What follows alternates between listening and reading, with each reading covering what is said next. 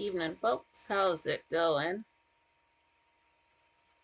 Oh, just pardon any lag. You know how it is.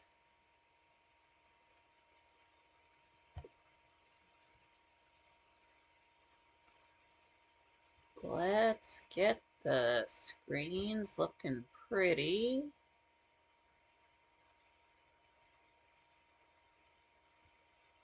Coming along, almost. Close. Really close.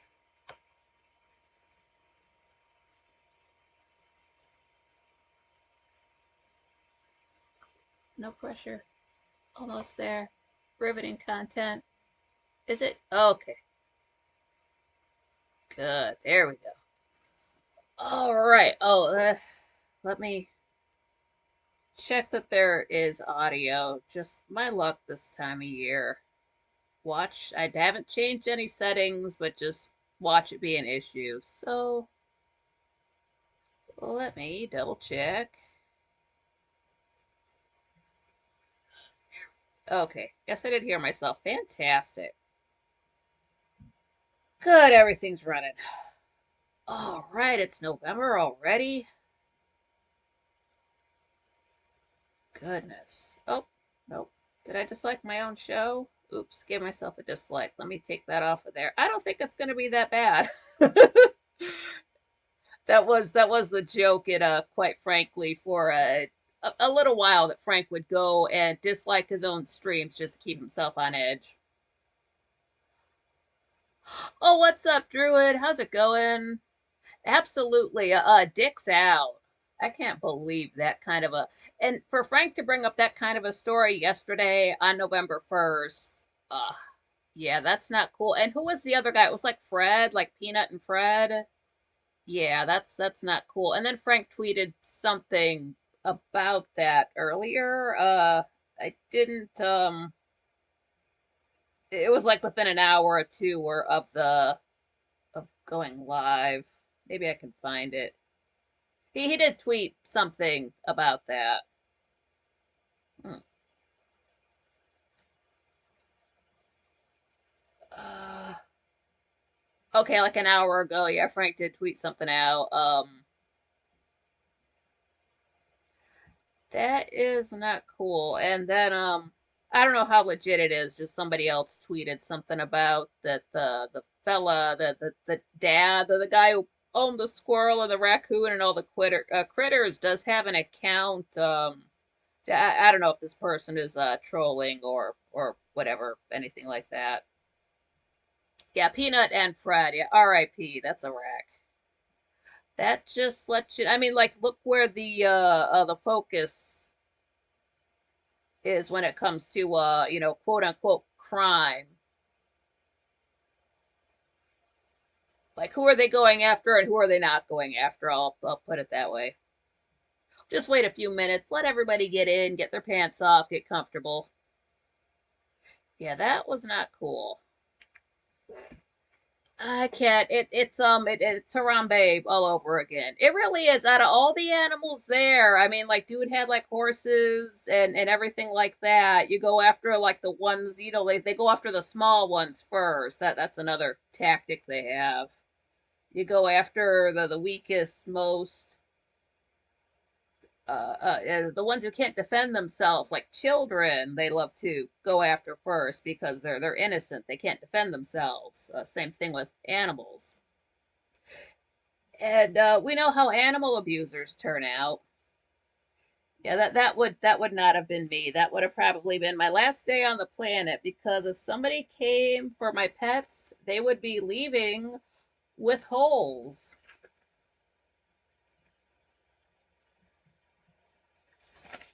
And oh, Jenna, how's it going? Oh, smash the like button if you haven't already. Yeah, this time last year I did still have a cat, but he was elderly and his time was almost up, so I knew what that was. Yeah, Jenna, yeah we are. That is not cool. That's the one thing, like there's two things that I never joke about. Well, I do have a joke for it, but it's not a joking matter. One of them is insomnia, and the second one is animal abuse. That is never funny. That's not like I understand Tom and Jerry hurting each other. They're cartoons. I get it. I've seen Happy Tree Friends. I mean in real life. Oh, what's up, Patrick? How's it going? Druid, yeah, that's definitely a line in the sand. Yeah, that's the one thing. It's like for me when I have pets, they're like my children. They're like any, small person that you feel protective over, and it just all bets are off. Oh, what's up, John Rogers? How's it going? How is, I believe it's Saturday. Yeah, how's your Saturday? It was cold. Well, like it was warm on the 30th, and I had to go out that day, and then ever since then, it's just uh, I wake up, turn the heat off to charge up the laptop, which takes let's say under 2 hours. And in that 2 hours, if I'm immediately cranking the heat back on, I know it's cold out. So it's just been a little bit chilly, but just cold. We're not getting the rain on top of it, so it's not miserable. Jenna, guess what I'm wearing? I guess that you're not wearing pants. Or do you have any are you wearing merch? I don't know. I did put the link in the description since I'm wearing my Gray Still Plays Not Today Satan shirt. I do have a link for Gray Still Plays merch, and there's also a link for Frank's merch if you are interested. I'm not saying you don't have to own merchandise from people that you follow. That's not a necessary thing. My sweater arm sleeves. Oh, cool. Yeah, just the sleeves. So like bare arm from like the shoulder to here, but just the sleeves. That's a hot look. I want an actual sweater. I don't think I've ever owned one because I was a fat kid for so long. And then bigger, I've just never, or smaller, I've never been in the market for one, and I don't know how to knit or sew. What's up, I bitch slap Satan? Talking about Hey Girl, Mary Jane, and Farm Free Chicks. Oh, hanging with your man Jerry. Nice. I'll give up a night out to relax at home. Thanks for the company. Oh, definitely. Yeah. Patrick was watching Trump. He's doing 3 rallies today. That is a lot of French fries. Does Rallies the restaurant still exist? I know they're also called Checkers, maybe in the South. I mean, we had one. I don't remember their burgers at all. I just remember I liked their fries. And they tore ours down to build we've got a Kroger and they've got a gas station basically right where, actually, I think where you have to pull in from the street is exactly where the Rallies used to be, but I kind of digress. I was thinking, okay, they're going to tear it down, build it somewhere else, because that's what they do with almost every shop in town. Like, I don't like them, but Papa John's, they were in one building. They just moved to a new building. A Pizza Hut's done that. A flower shop's done that. But no, they just tore it down. I don't know how long ago, over 10 years ago, and I couldn't tell you where another one is. It's but like we've got other stuff. Maybe they just not did do well here. I don't know that, but I think it's so weird out of like all the new restaurants we do get in and all of the restaurants that have stayed around. That's the one where they just got rid of and they act like it never existed. It was, it had like the 2 driveways, but then the other one was always closed. So yeah, John, I miss Rallies. Yeah, me too. I want to go there and have one of their burgers now. I don't remember what their burgers were like at all, or what else they even had. Like, did they do milkshakes? It's been that long. It could not have been in the last 10 years.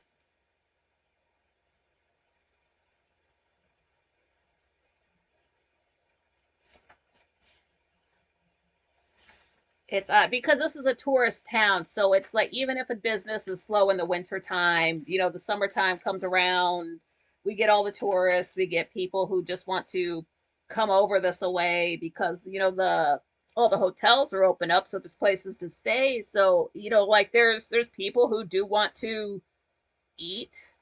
I don't know. John Rogers saying nearest one is Fremont or Toledo. Ugh. That's not so bad. Fremont's not so bad. Last I knew, Fremont had is it the best Denny's? It's one of the best Denny's. But since it's not on Route 2, you do kind of have to go out of your way, go to Fremont for it. But it's worth it. There's I don't know exactly what route or route it is, but it does have a there's like an exit entrance ramp there. I just drive through the city. I kind of know my way through Fremont. It's not hard. Fremont's kind of like here, except they're smaller. It's like one street through town, and then you hang a right and go to Denny's, or you can go straight over the tracks and there's Taco Bell. So I was there once. They had like the tacos at Taco Bell were like cheap for the time, so maybe they knocked them back down to 99 cents or something. It's been a few years. It's been a few years. John Rogers, two big Bufords, no mustard. Yeah, I don't dig mustard. Just honey mustard. I didn't know they made a mustard that didn't taste terrible, and then I had honey mustard one day. I want that on everything, like chicken tenders. Awesome.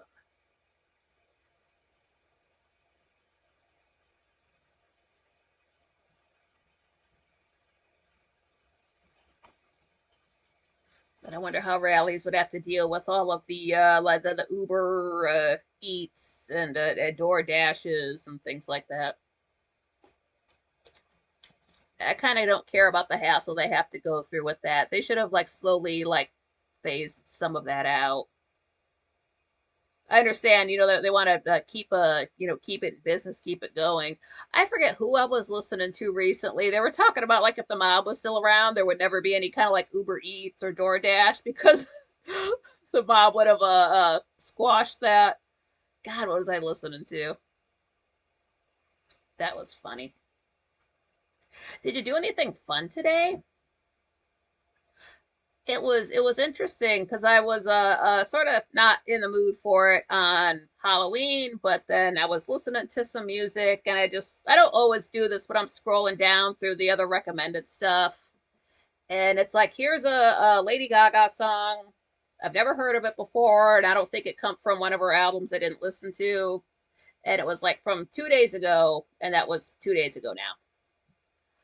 So I was like, not now. I'll get back to you. So the next day, yesterday,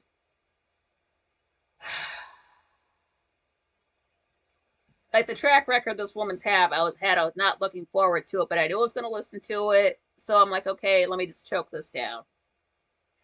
And honest to the gods, it is a solid, good dance song. I don't have to. I mean, I know I said that before with Happy Mistake, but that's more like a country song. This is legitimately, you can dance to it. It's sexy. All the remixes I've heard of it, like there's some that are just fire. Some of them are like just a few are not good, and those are rare. So it mixes well. I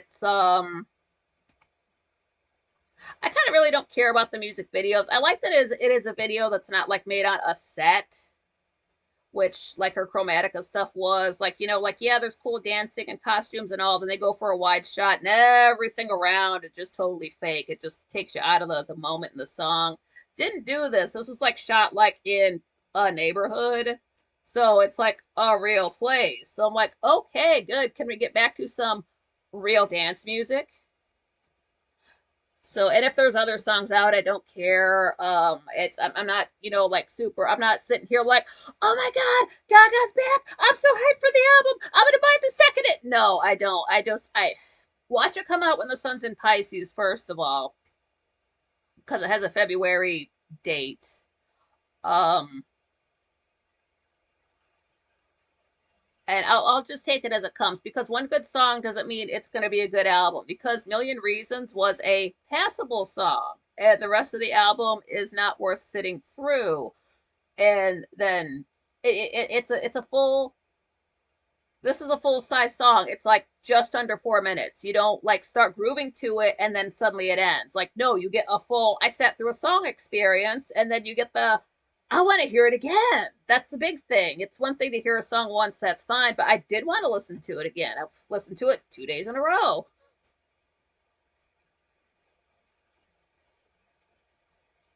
Oh, nice. I bet slept Satan. We're cooking farm chicks, girl, sizzling on the cast iron by the fire. Damn straight.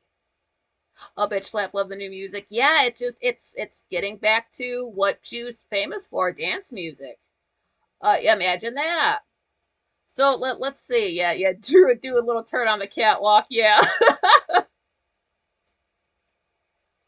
John Rogers, replace the headlight lenses on my Durango, then listen to Zoso Dude's music stream. Nice.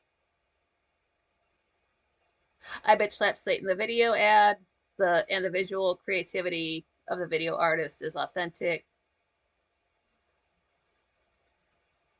Yeah, it is. Now, see what I did do. I did this one that Like a Prayer, Epic Battle Remix came out too, just because I want to know the official version of it. So, like, for that, I listened to the one from Madonna. For this, I did watch the actual music video for Disease. The song is called Disease. It's kind of like think of The Cure, which is like kind of like innocent. I want you to feel better, and then this is more like a sexier, like this song wants to fuck. Basically, it's not being gentle with you.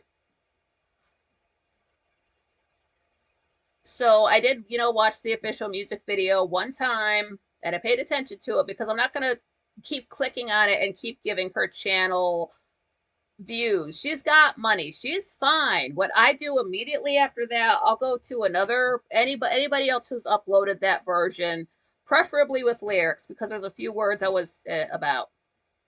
By Lady Gaga.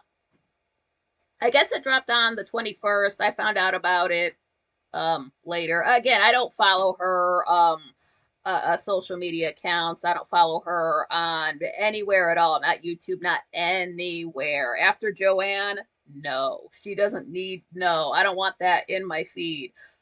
If she puts out an album, like, it'll be different, but that's months and months away. This is one very good song that I will be playing the fuck out of in the car. So let's wait and see. If the album doesn't come out till February, that means she can drop like one or two more singles before then. Um, we'll see. It could be a fluke. Watch the next one be lame. It could happen, or it could be good. It could be another banger dance song. I don't know. I'm not putting any expectations on it. I know what I need out of her. I don't know what she's going to give me. But if this is how year 25 is going, I'm for it because I never expected good Lady Gaga music again, ever. I knew there was going to be an album coming out this year, meaning February, but that's all we knew. That could mean anything. That's not a guarantee of a good time. I'll put it like that. Uh, had sex to Enter Sandman once. Cool. Oh, nice. That'd be a good one. Having sex to a soundtrack is odd in my experience. I mean, I've done it before, but I don't need somebody else in the room. I know why you do it. You don't want everybody, hearing everything, but so I did share that song Disease. It is a lyric video, and you have to look out for lyric videos because sometimes they like to move the lyrics around the screen, and that's unacceptable. That will get you a dislike from me. I've rarely disliked stuff. Something has to be quite bad for me to dislike it. And if it is that bad, I do have to take it out of my watch history, which happened. A couple of those remixes were not so good. This is so bad. I don't want to see your channel again. But what I did think after, listen to the song from like yesterday and then today, there is one channel that I do follow that's music, and this guy, he remixes a lot of stuff. He remixes a lot of Gaga songs. And B Chap, how's it going? Patrick just messed up. Anybody in music, it's like actors. You do kind of have to sell your soul. I mean, I don't think all of them do, but some of them do. You have to do things to stay in that line of work, basically. And it's like the same thing with Beyonce. She's not a witch. She's just, I think everything they do with Beyonce is to try to make her seem more interesting than she actually is. I'm of the mind that she's probably just a normal, plain kind of person who just happens to have had a father who sold her to Jay-Z. And so they're just trying to keep her interesting by saying she's a witch when all that's really happening is she's having power failures at concerts. And what was the one? I was going to say the Olympics. It wasn't the Olympics. It was the Super Bowl. And Beyonce's there and she's dancing. I wasn't there for her. Somebody else must have been there because I'm not going to watch her do anything. But all her dance routine consisted of was her wearing her fake hair, like this huge wig, and just whipping her hair around and trying to stay balanced on her high heel shoes, and I was waiting for her ass to tip over the whole time. She got shaky a few times. I was ready to laugh. Hung Up is a great song, Drew. It hells yes. That whole Confessions on a Dance Floor from 2006 is hot as fuck. The entire album plays. It's like one song. There's no like a song ends, there's quiet, then you get the next song. It's she used the same producer for all of the tracks, so it all just flows. It's however many songs. It's like one big long continuous play, 45 minutes of music, and then there are bonus tracks that didn't make it into the album. But the whole Confessions, they do sell that like it's an extended play. Just that album. That is so hot. It's a great concert too. You do want to check out the Confessions on a Dance Floor concert. Oh my God, she does a version of Erotica. It's like an updated version. She does often update that song. It's called Erotica You Thrill Me, to look it up specifically from the concert. John Rogers, she needs to worry about the Diddy Freak tapes. The Diddy Freak Up tapes. Yeah, see, that's what I'm looking for. Like everybody was saying, I'm not searching for it online, but I'm waiting to see this happen because that whole Me Too thing happened in Hollywood with actors. Now people are talking about, is the Me Too thing going to happen in the music world? I want that to happen. I want to hear that dirt. It's slowly starting with, Britney Spears wrote her book, and now everybody knows about Justin Timberlake. And then I heard he was gonna, like, he had a concert or an album that was supposed to be coming out, and he had to hold off on stuff because people suddenly don't like him now. So yeah, so I mean, let it happen, let it happen. Like, I'm sorry people are getting molested and hurt behind the scenes. I'm sorry about that. It's not like I want to get off on people's pain. I'm not that kind of person. I just want the truth to come out. Like, I know it's hard to tell the truth about yourself, especially when it's so like personal or sexual or spiritual, whatever they're doing to people. But let that truth come out, because that's going to stop people from, the next pervert who wants to hurt somebody will have to think twice. And they might do it anyway, but they're going to think twice about it. Yeah, so did anybody watch any good movies lately? Like over the last 3 weeks? Except yesterday, I did go to look for Death Becomes Her, because it's like, one day left, and I'm like, but do you really mean it? Because sometimes they change their mind. They try to do that with Immortal Beloved. And then I went back and checked. Last I knew it was still there. Oh, Dusty Blue, how's it going? How's your Saturday?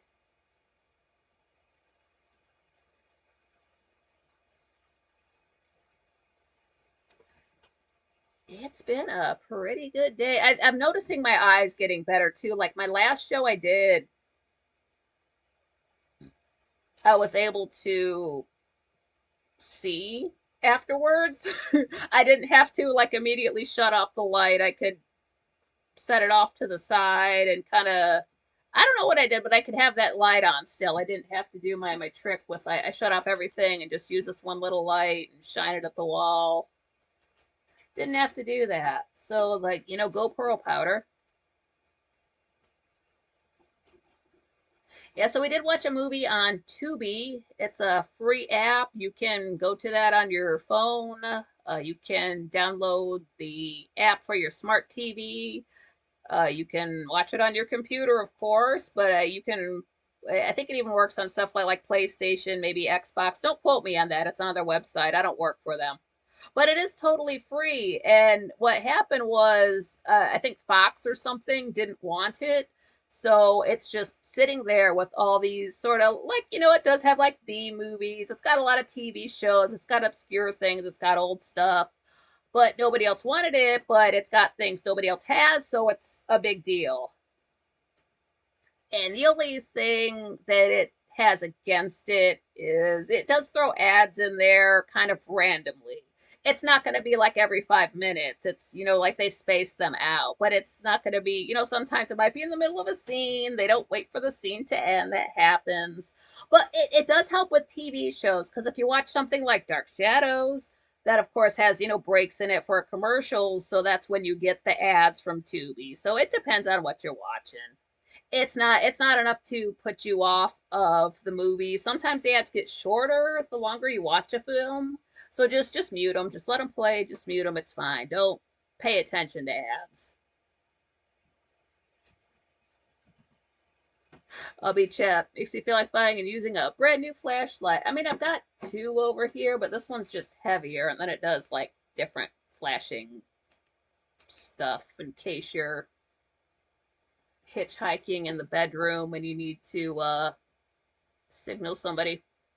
Patrick, I looked up Death Becomes Her. Looks quite funny. It is funny. It's a lot. It's because I have not seen this film, like, not in modern times. So, not since 1999. And it came out in 92. So, I must have been like a child the last time I watched this movie.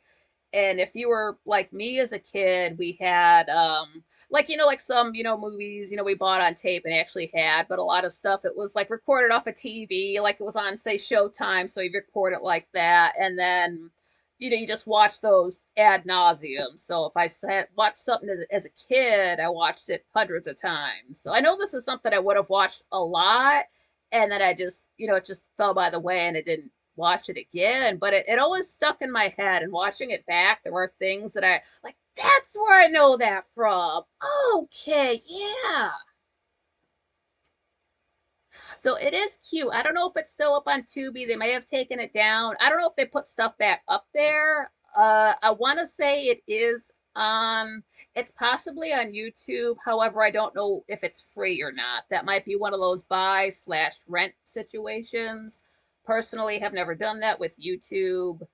I just assume you would use a credit card to pay for it. And it's just one charge. But I don't. Again, I don't know about that part of it.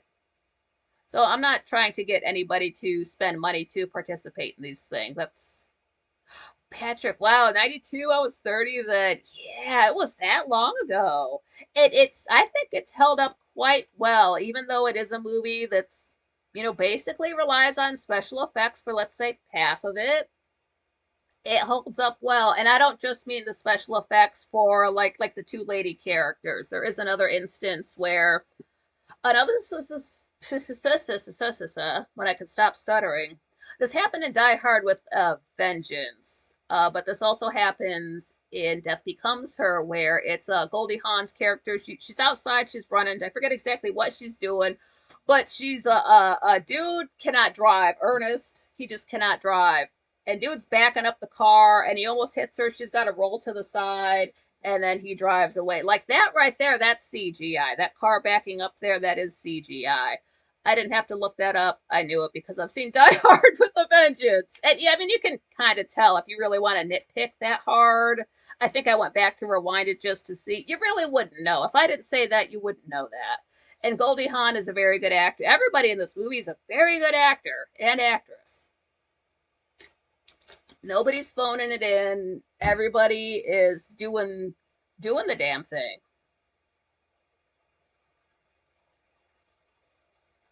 Dusty Blue, getting an Uber at 4:30 a.m. to go and hang with friends' son while they're here running the New York City Marathon tomorrow. Whoa, good for that. Whoo. Like I could run across my apartment and get winded, so more power to them.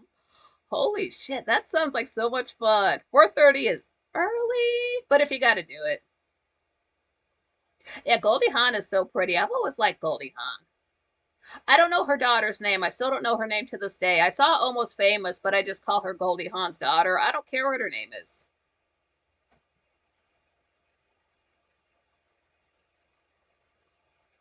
Oh, I bitch slap Satan. Check out in the woods we use a red bulb flashlight so the animals aren't affected, afraid when we travel. I've seen flashlights that have like where you can put like a red filter on them. I never knew what that stuff was for, but hey, that's what it was for.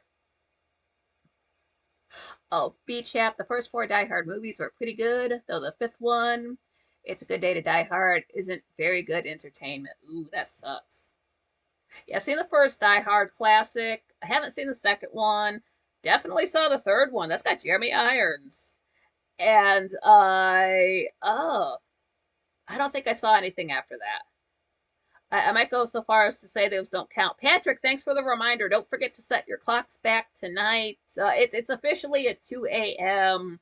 Eastern time when the clocks go back in the U.S. So if you're not out before 2 a.m. like me, go ahead and set those back. Or if not, if you're up till then, just sit there and wait, and then click it back to 1 or whatever it is. I forget. My phone updates that for me.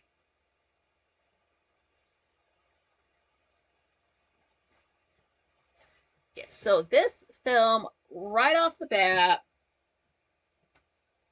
well, I'll just get into it as I go, rather than be like, okay, this movie was filmed here on a budget of this and catering costs. I don't know that stuff. You don't care about that stuff. That's not why we're here. So this is just if this is like honestly what I did. I just played the movie and took notes. Is how I would do. That's how I've been doing for Dark Shadows. I watch movies that I'm not doing for the channel, and I have to fight the urge to write down notes. So, and I try not to like pause it. I try to like let it keep going. I don't want my writing to interrupt my fun that I'm having, because you want to get the feel for the movie. It's an hour and 44 minutes. It's not short and it's not long. Honestly, I felt like it could have been a tad bit longer, but I was enjoying myself. So I do like the length, good length, especially for the time, 1992. This is a time like in general, comedies are an hour and a half. Even something like Step Brothers, I believe, is an hour and a half. That's just the patience people have for comedy is an hour and a half. I don't know who figured that out, but I have noticed it's been that way for a minute. I'm sure Half Baked is an hour and a half. Oh, Moon Buddy, how's it going?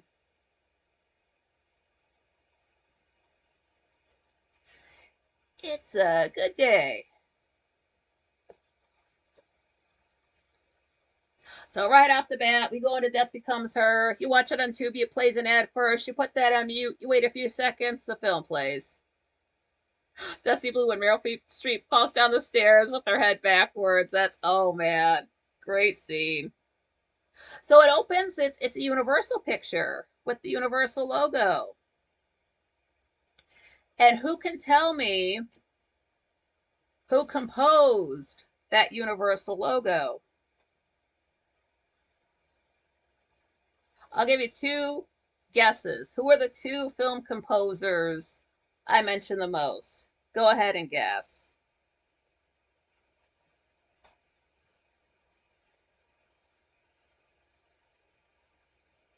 So I don't know if you knew this, but both of my film composers have composed the Universal logo from about 1990 till I can't quite find an end date for this. Some places say 96, some places say 98. But beginning in 1990, the Universal logo drew it. Oh, close. He should do it though. Danny Elfman really should.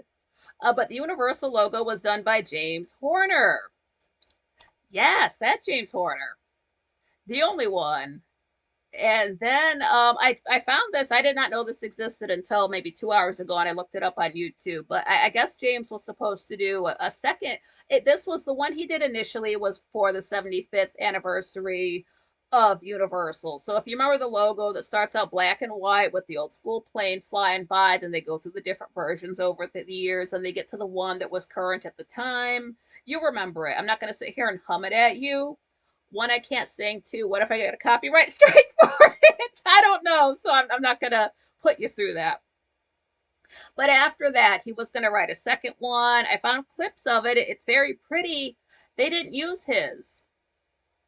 Instead, when they updated the logo, when it kind of starts out like the sun is kind of coming up over the horizon, and then it's more modern. Then it's got the URL at the bottom. That is Jerry Goldsmith. And now that you know that, when you listen to old Universals, like you're going to hear it, you're going to notice it. Like, why does it sound so familiar? That's why. So right off the top, I'm like, okay, I'm digging this. I get to talk about James Horner when I talk about this movie to you guys, so I was there for it. So now this is a film by Robert Zemeckis. who right off the bat I'm thinking, oh, the Back to the Future guy. So it was by him, and then the score was by Alan Silvestri. He also did the score for, pardon me, for Back to the Future. He did the score for The Mummy Returns as well. I won't hold that against him. So if you do like the music in this movie and you can't figure out why, it's Alan Silvestri. He does good work. He's been around. Moon Buddy, yeah, my first copyright strike. Actually, my first copyright strike is in a video that I haven't uploaded. I do want to share it, but I don't think I can make it public because of the copyright. And I'm not going to cover up something like 3 minutes worth of a song. So I just, no, I would rather, maybe when I finally get memberships on the channel, that's something that can be like a membership video. Oh, I bet Slap Satan, congrats. Yeah, awesome. Thank you. I don't know how the camera would pick up my voice either. I've never sung in front of this microphone, so I'm not going to do it now. So the film opens up, and it's 1978 Broadway, and this Madeline is just that's Meryl Streep. Her character is like, it kind of made me think of when actors or like singers are getting washed up, they do a Vegas show. Well, instead she's just putting on a Broadway show that's just all about her. She's just in love with herself. Entire audience hates it. Almost everybody's just they're taking turns walking out of this performance. So, it's like half of the room is full, and the only person who gives a shit about what's going on is Bruce Willis's character. This fellow's name is Ernest, and like he can't look away. He's applauding. He's there for it. He's getting life from this, and it's not a bad performance. Don't get me wrong, but it is very self-centered. So he's living for it. It's his fiance at the time. She cannot stand it. That's Goldie Hawn, Helen. And she's, they kind of like de-glammed her, but she's got like her hair reminds me of the hair that Jennifer Parker had in Back to the Future 2 when she sees herself. It's the same kind of hairstyle Lady Gaga had during the Fame Monster era. And she's like covering her face. It's iconic. So she's not there for it. Dude's all obsessed with this woman. And he's a plastic surgeon. She's getting older. So she's like, well, I'm just going to turn on the charm. I'm going to get this man. That's what happens. And of course, Helen's pissed off. That's her fiance. She was going to spend her life with this guy. And here's, her, air quotes friend, drink, stealing her man. So she's, of course, pissed off, and Goldie Hawn is playing like the most like just all the rage is inside of her, one of those type of people, and you can just tell it just building up in her. But she's I have to be a quiet little lady, so I can, but it's coming out as like she gets big. She starts eating and eating. she kind of goes a little bit too far. They jump ahead 7 years, and we're with Helen again. She's living by herself. They had a cat back in 1978. Now there's cats everywhere you look in every shot, and they're meowing. You literally cannot move your eyeball without seeing a cat. And she's big. They did a good job on the fat suit. Like they made her face look big. She's like padded out to look like she's let herself go. And like, bad skin and all this stuff. And she opens up the cabinet, and she's got this whole variety of containers, and she pulls one down, opens it up, bam, she's just eating frosting right out of the container. No spoon, no nothing, just smashing it. And she's watching this death scene of Madeline. She's like, lets it play, rewinds it, lets it play, rewinds it, and they're banging on her door. Miss So-and-so, this is the landlord. You haven't paid your rent since such and such. I got the cops here. We're coming in. Open the door. And she's just eating her frosting, Cats are meowing. She's watching this death scene. Can't get enough of it. I get it. They break in, they're pulling her away. She's still rewinding it. She still wants to see it. So she's just focused on that. I can respect the rage. So that's why she didn't have any rent money. She spent all of her money on frosting. And I wonder what kind. I really didn't look too close. It wasn't one of those instances where they were trying to like push a brand in our face. They do that later with another brand, but it wasn't a product placement. I'll put it like that. So I'm not saying it was like Betty Crocker or whoever makes frosting. I don't know. I've never made a cake, or if I have, I can't remember.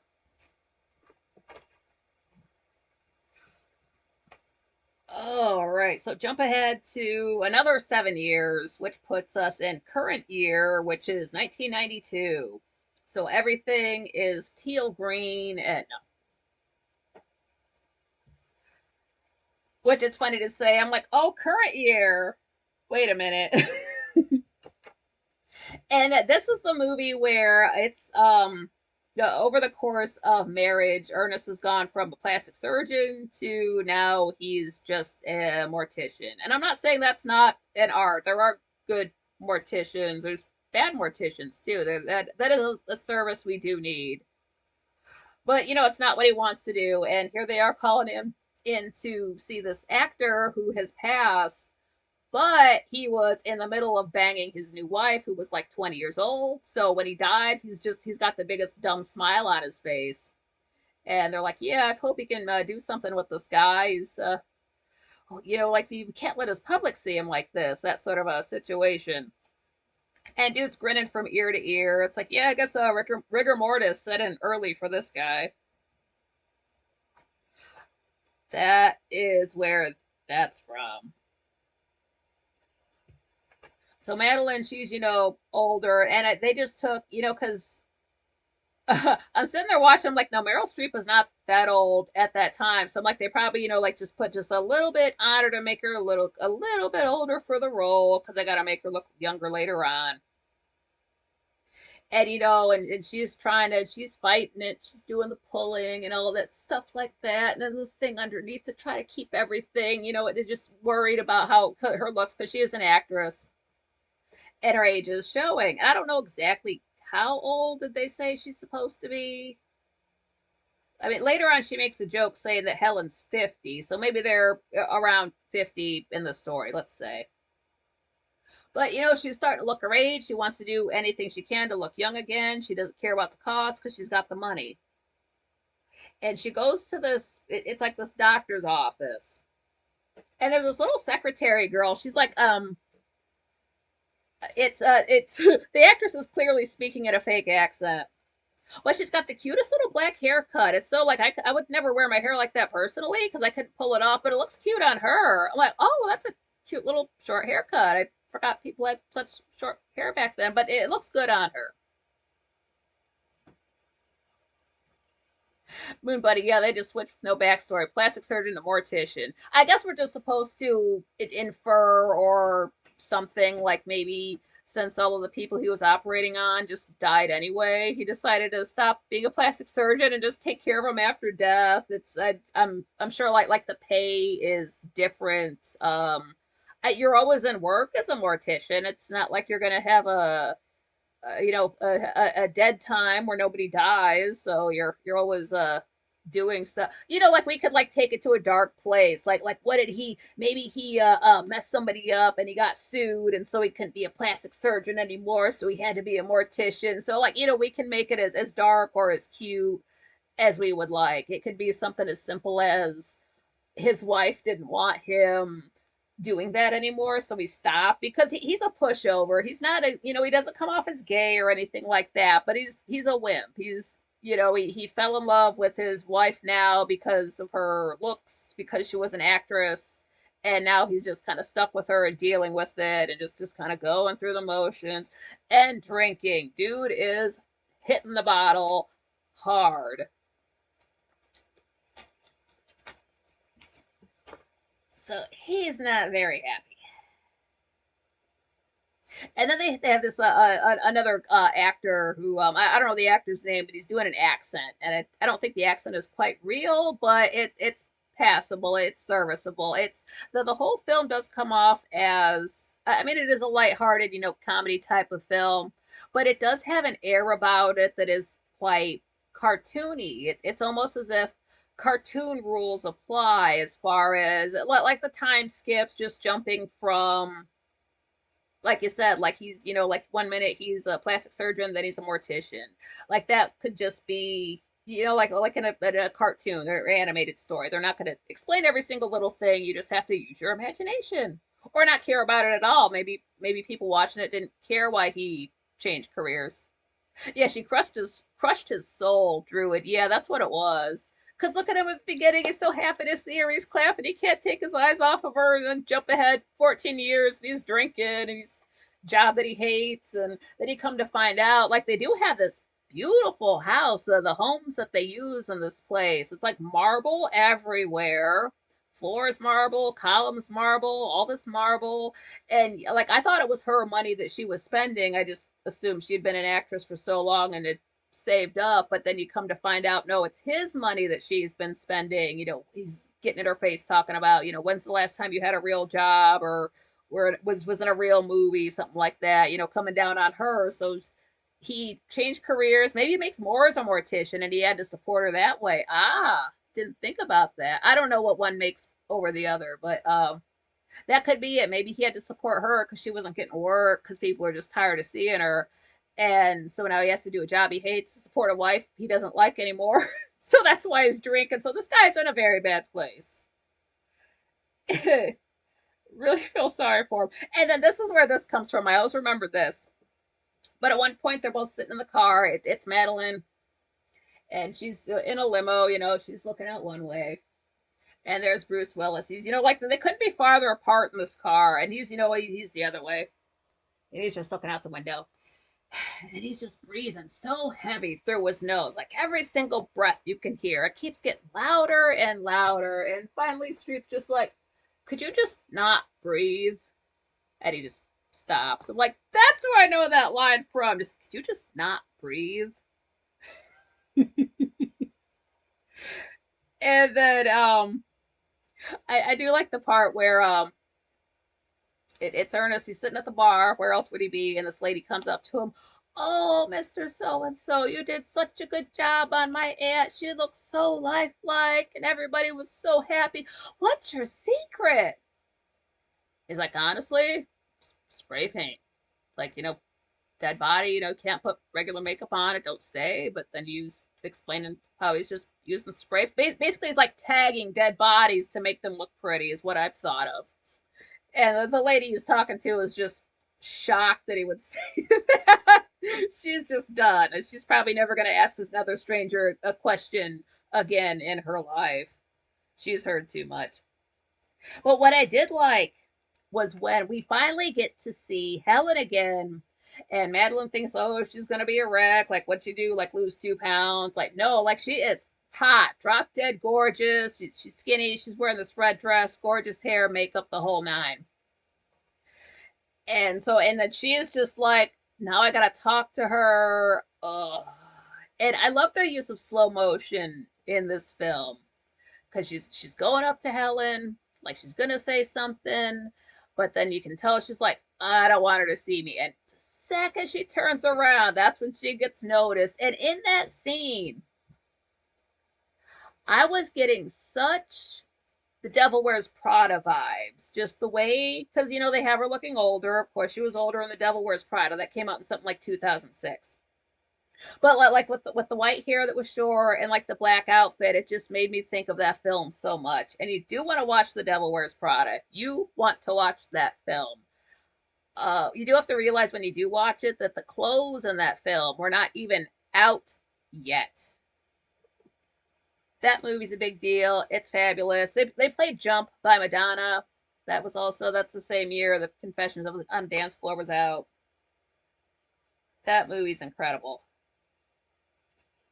Meryl Streep is very, very good in it. If you liked her in this, you'll love her in The Devil Wears Prada. It's not just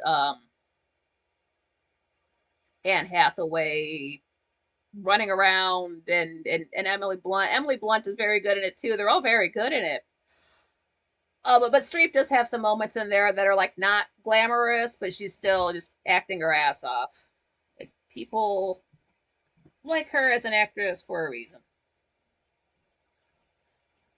It's Very lovely outfit. Yeah, that's the scene where everybody's standing around like, oh my God, look at Helen. She's so beautiful. What's her secret? What'd she do? How old do you think she is? And there's Streep just standing there. She goes, 50. Like, 50? Oh my God. Her line delivery of 50 is great. There are a lot of great line reads in this film. It makes me wonder how many takes it took, or was everybody just this good on the first take? I mean, they're professional actors. Of course, they're going to be that good in the first few takes. What am I saying? But it was a little bit weird that because when Helen first shows up, she's talking to Madeline's like, I never blamed you for taking Ernest away from me. That was all him. Then she runs into Ernest. Oh, I never blamed you for leaving me for Madeline. It was all her. And she kind of comes off like a robot. And I hadn't seen this movie in a while, so I'm kind of thinking like, okay, did she like did they kill her and brought her back as a robot to like piss off? Because I'm just like I'm looking at this movie as if I'd never seen it before, even though I have seen it many many years ago. Like, okay, maybe she is a robot. I'll be chap. Just Googled search for it. The song is Eric and Melt called Microphone Fiend. Microphone Fiend. That's a new song on me. I want to know the kind of microphones they used to record TV shows back in the 60s because I have an issue with the microphones in Dark Shadows. I know that's wildly off topic, but it's just the way certain like it seems like above a certain decibel they just hit the microphones wrong. I don't know what that is. Oh, I bet you stop Satan about this Dark Shadow series. When was it made, and why do you like it so much? This is it's a soap opera that began in 1966, and it was on for about a year and was going to get canceled. So they brought on a different fella, and then the song went on. Not the song, sorry, but the show went on for another 4 years. So it ended in 1971, and then there's a lot of additional content. There's two movies. There's that double disc CD. There's like so many books I cannot keep track of. There's a lot of additional content out there. They had trading cards back in the day, stuff like that. I like it because I've gotten into it 3 times in my life, like in 2012 and then 2021 and then again last year. Like last January, let's say. Uh, I like it. I like the actors on it. I like that it is camp. I do like camp. You can't be more camp than being so worried about like werewolves and vampires at 4:30 in the afternoon in the 60s. And these actors are doing the damn thing. These are people from stage, from screen, from other places, and they're just throwing it all out there. They're not holding anything back, and it kept giving me what I wanted to see. It's like, I right away I'm like, okay, I remember I like him, I like her, da da da da da, and then it goes on into areas that I had not seen yet, and it's like, okay, where is this going to go? And then I find more actors that I like, and then it's the same actors playing different characters. I like those too. I mean, there's stuff in there I don't like, don't get me wrong, but then it would do things like there's one. It blows my mind because my actual favorite part in the entire series, it's a minute long and it's something I would have seen before. I would have seen it at least in 2021, have no memory of it. But then I got further along, like, okay, I'm getting into episode, say, season 10, episode 11, 10, 11, October 11th. I'm like, is this episode just going to give me what I want to see? Is this going to be a little bit extra special for me? And it was. Stuff like that just kept happening, and I wasn't looking ahead. I wasn't looking ahead like when is this actor going to come back into the series? When is this actress going to come back into the series? Because some of them are there all the time, some of them leave for whatever reason and then come back as the same character or another character. I wasn't doing that. I was just binging it and just along for the ride. Like, what are you going to do for me? Is this going to just a second here. Pardon any lag. It kept giving me what I wanted to see. It kept giving me things I didn't know I wanted to see. There's one character that's similar to a character that I have had for many years. Um, and then, it does have the actors in there I do want to see more of. So, of course, I'm just, hanging on to every word, every scene. Like, what are they going to do next? It's everything. It could have gone on longer. I think it could have gone on longer. Why did it have to stop there? I mean, I know why. I know some of the behind the scenes stuff why, and the fact that because it became such a phenomenon. It's a show from what, like 50 years ago, and people are still talking about it. There's folks even probably younger than me who are into the show. It's popular enough to have a giant box set DVD of it. The fact that all those episodes were saved, except for one, is incredible. And I do like the fact that, like TV is something people always thought it was going to be one and done. Like it airs once, nobody's ever going to see it again. We'll jump ahead to whenever, and now we got box sets of DVD TV shows. Now we can watch full series anywhere we want. So I do like that too. The fact that like these people were doing something that they thought, maybe nobody was ever going to see outside of that one air date. And now, people watch the stuff ad nauseum, and then they do fan conventions, and people are like dressing like them and saying lines from the show with them, and just like keeping it alive. I'm so glad that whole thing happened.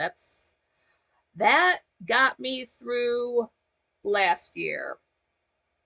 I will say that because last year was rough because last November, that's when we had the 1 hour chat room on YouTube, and then we all had to go to Pilled whether we liked it or not. And I never liked that. Not 1 second. And that was rough. So that entire, from about the middle of November until it was the very end of April when that 1 hour chat room stuff stopped. And I wouldn't have got through, I don't remember December at all. Oh, I'll put it to you like that. I might have started watching it then, but I think it was January. I don't remember December at all. But that got me through January, and January was rough. And February was rough too.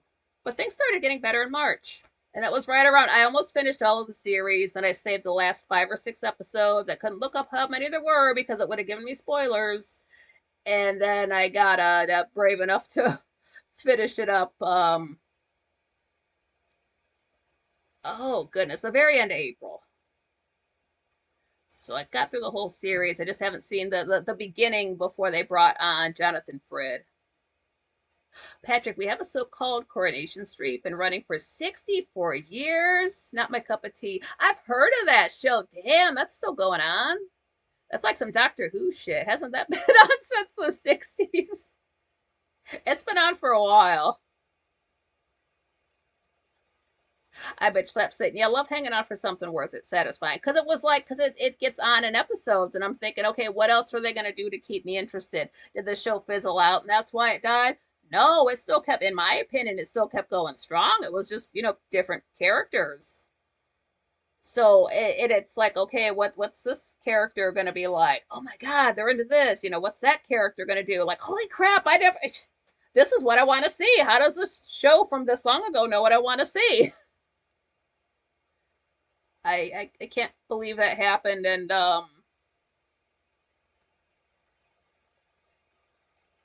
it's put me on the right path. Well, buddy, I don't like switching to Pilled either. The thing with Pilled is, like, never mind the fact that it eats through so much of my battery power, which it does.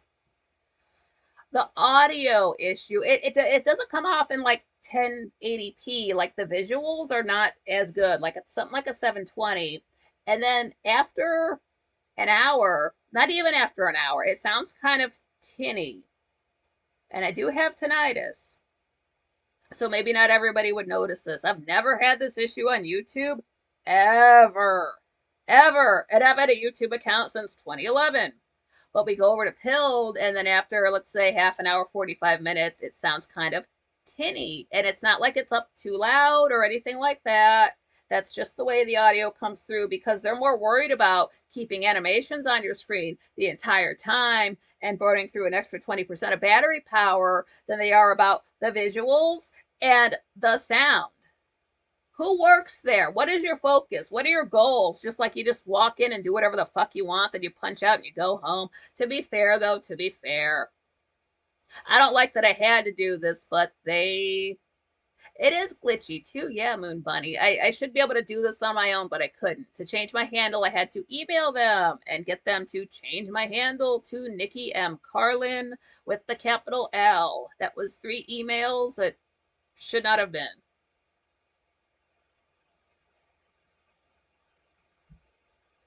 I'll be Chip. Yeah, it's another English show similar to Doctor Who.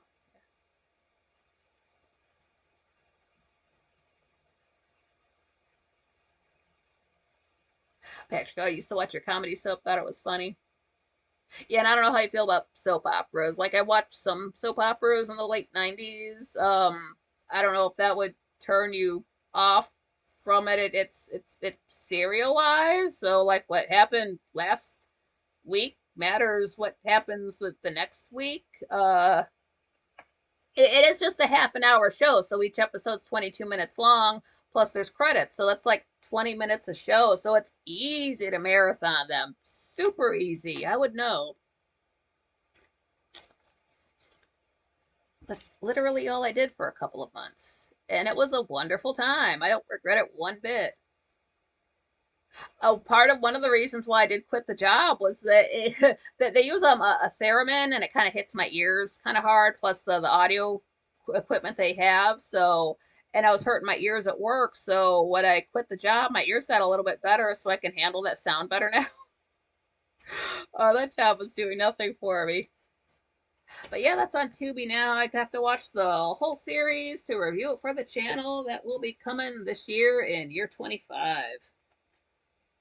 Because if it doesn't happen this year, it's never going to happen. That's the theme of 20 year 25. If it doesn't happen this year, it's never going to happen. Moby, you made it. Awesome. Glad you got in here and smash the like button if you haven't already. Yeah, I forgot about Pill glitching out. Again, never had that problem at YouTube. I mean, YouTube does have issues sometimes, but that's another thing. Not so often in the course of however many months we were stuck using that thing.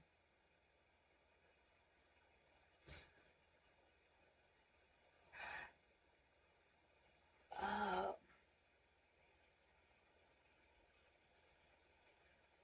Now, in Death Becomes Her, I forget exactly when, but at one point somebody has birthday candles and they blow them out. That's bad luck. It's bad luck to blow out a candle. You do want to either get a candle snuffer or do the thing where you lick your fingers and then pinch out the flame.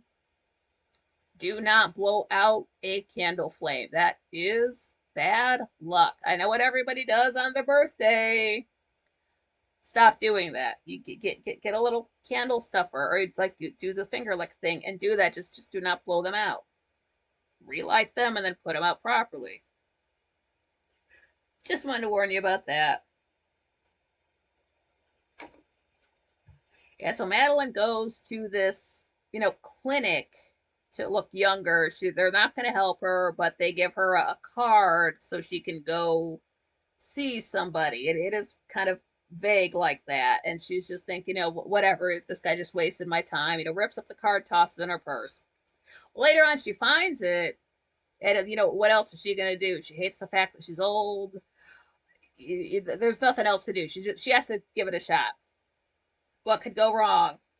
So drives to this, big fancy house. Again, very lovely homes they use in this film.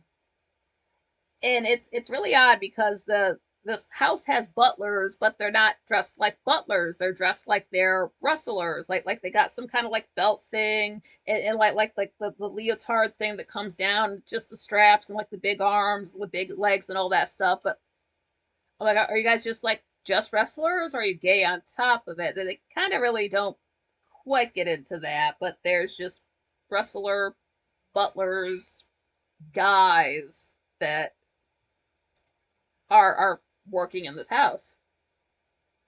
John Rogers, I haven't had a birthday cake in years, lol. See what you can do, what I would do if I cared that much, I would just go to like Walmart and just get one of those pre-made cakes, whatever size or style you want, and then just go ham on that. I've done that before. I got a cake. I forget when. But just to have, dessert. So like every day I'm just cutting off a slice and having I wasn't gonna sit there and eat the whole thing. Yeah, gay wrestlers, I know, right? Does that happen? Those guys are all straight, right? I don't know about wrestling to say whether or not. Who wants to wrestle with the gay wrestler? You know every move he's gonna do is just gonna end up with his face in your lap.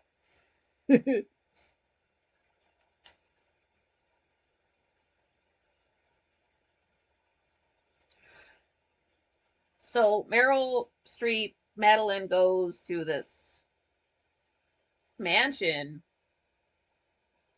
and they just have her sit down and it's very awkward. But then there's some lady sitting by the fireplace. And this chick leans over, and it's Isabella Rossellini. And I've had a thing for her for years. I mentioned Immortal Beloved, she's in that as well. Gemini. Hot. She's got like this cute little bob, like black hair. It's giving me like 1930s vibes. And but her top, she's not wearing a top. It's just like jewels that like like her breasts are covered. You're not seeing you're not gonna see like nipple from a Hollywood actress in this situation. It's not Kate Winslet, but like their side boob going on, so the guys have something to look at. She's got a nice figure, the iconic look. You cannot top that. That is too hot. That's how you should dress if you have that kind of body. But so she's got this potion that girl can drink. It's gonna make her young and beautiful forever. It's gonna solve all of her problems. Moon Bunny, I love that outfit. Yes. Like, do they sell like the jewel thing and like the boobs to go with it? I don't think mine are that nice.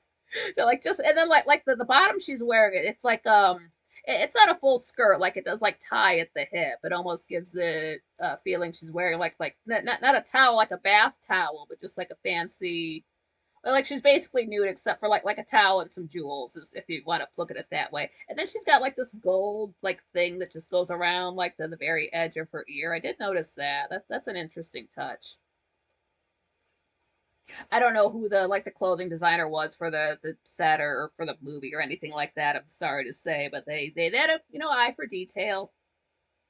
Now it hasn't been very special effects yet. This is kind of really where we start coming across it when she's got the like this potion. It's this pretty little vial, but it's like the inside, the liquid inside, it's just like CGI, like pink swirling stuff. Moon Bunny, yeah, the boobs to go with it. Just like because like the jewels that come around and like just like have like the side boob for the jewels, because just in case nothing every case gravity's hit me harder than yeah, Druid boobs. There's some side boob in Death Becomes Her. Don't ask me the exact minute mark, but it's in there. Um, so this was kind of one of the first times you really see the CGI starting up. And what I was thinking was because she takes out this vial and it's like this little end table. It's just a mirror, and she just sets it there, and it just stays up on its own. It's got a little point at the bottom, but it stays standing up on its own. So I'm like, it's a gravity potion. Okay, we're getting into something I know. Patrick, oh, funny, Nikki, Kate Winslet is always flipping her tits out. Yeah, you could not, like, if you go back, I don't know when she stopped, but you go back a certain ways in every single film, Kate Winslet has her top off. I mean, she has a nice chest, don't get me wrong, but it's like, you're kind of like, it's like watching a Sean Bean movie. You're waiting for him to die. You watch an old movie with Kate Winslet, you're waiting for her to take her top off. That's another reason why you should watch Quills. It's got Kate Winslet in it. You can guess the way she appears in it if you're into boobs. I do love quills. It's like, yes, those are nice. I've seen them before. Golf clap. I don't know what to do for you.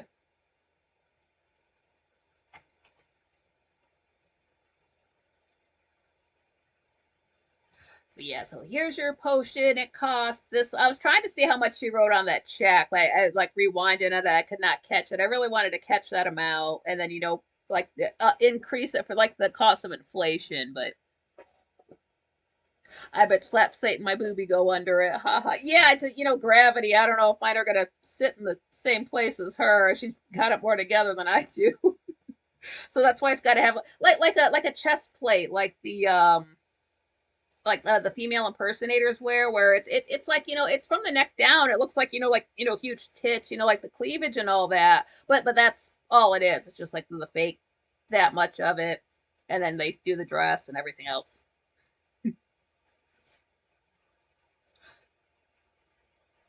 So writes a check, drinks a potion, then she gets a warning that she just has to take care of her body. And she's going to live forever, and she's just fine with all that. She just wants to look young again. Drinks her potion, and she's heading out, and she stops by a mirror, and she's kind of looking at herself thinking like, okay, I paid this amount, I drank this potion, I look exactly the same. What the hell, did I get ripped off? And as she's standing there looking at herself, like that's when they like they take the old age off of her face. Very good special effects. Like she starts to look younger, her tits get up higher, her ass gets up higher. Everything's just sucked right up into place. And like then she's looking all like tight and firm. I didn't think she looked bad before, but maybe I wasn't looking at her that hard.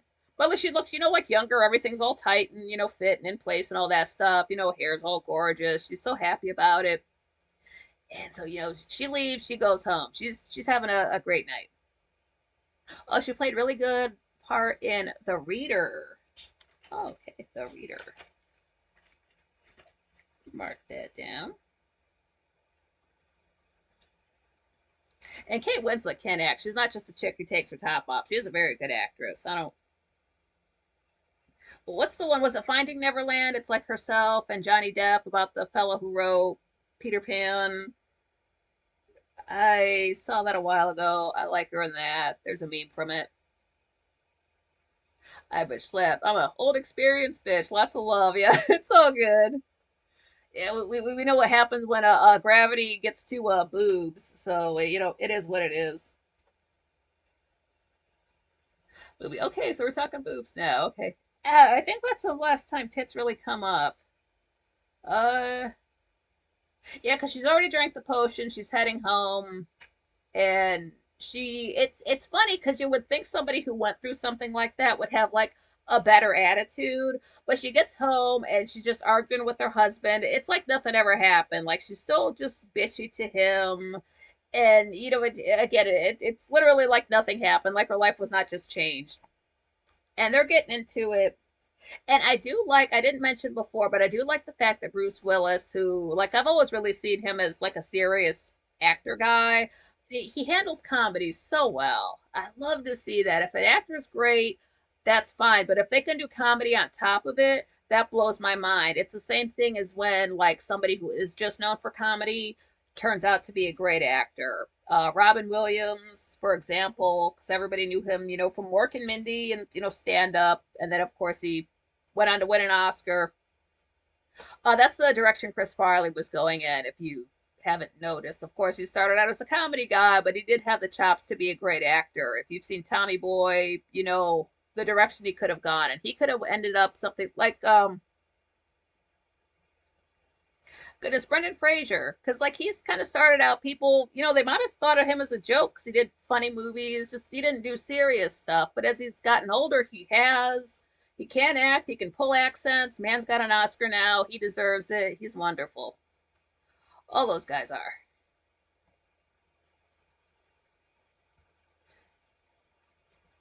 So she's just fighting with the husband, and he's just letting her have it. He's like, all this, you're spending all this money on this and that. When's the last time you had a job? And like, I'm the one who supports us, and this whole house is mine. Like he's over it. Like he's just hit his limit that day.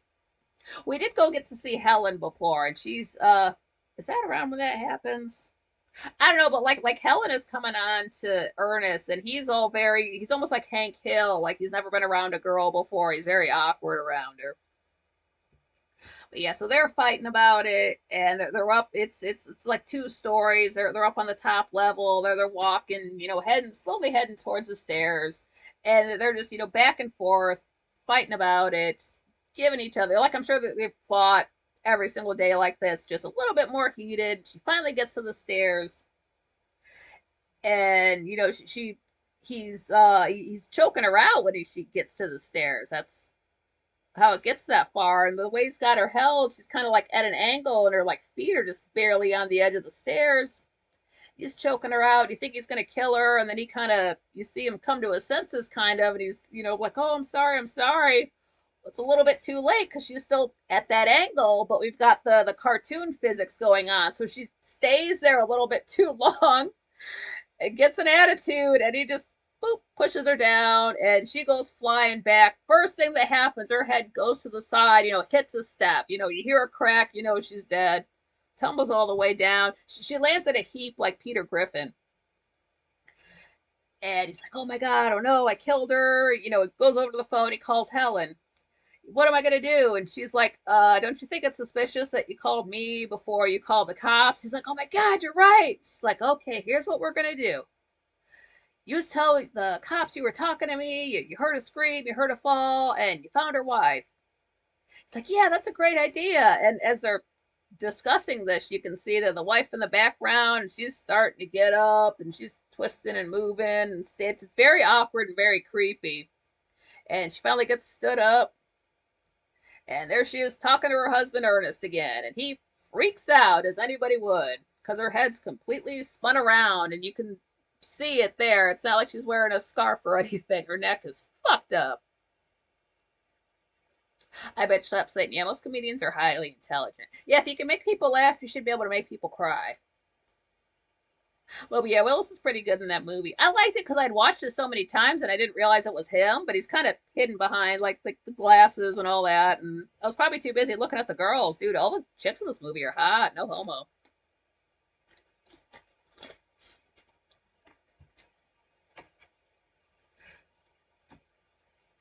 So, and I do like now I do think the CGI does hold up. It does, you can see where it suffers a bit because it's, like the actress is like her body acting, and then you've got head acting. It just like that neck bit looks a little bit funny, but again, it was 1992. ILM did the special effects. This is damn good for the time, and the fact that it still holds up is what was really blowing my mind, because I was kind of thinking like, what if I like this movie, it gets to the CGI and I start to feel let down. Not at all, not at all. No, they are, it's almost hard to, it's easy to find the mistakes because they're so minuscule. So I'm like, this is damn good, and it is a film that is sort of, again, like I said, reliant on CGI, but at the same time, they have got these heavy hitting actors, so it's not like you don't feel like the actors have to pull their weight or the CGI has to pull their weight. Like they're both doing so well, and then they come together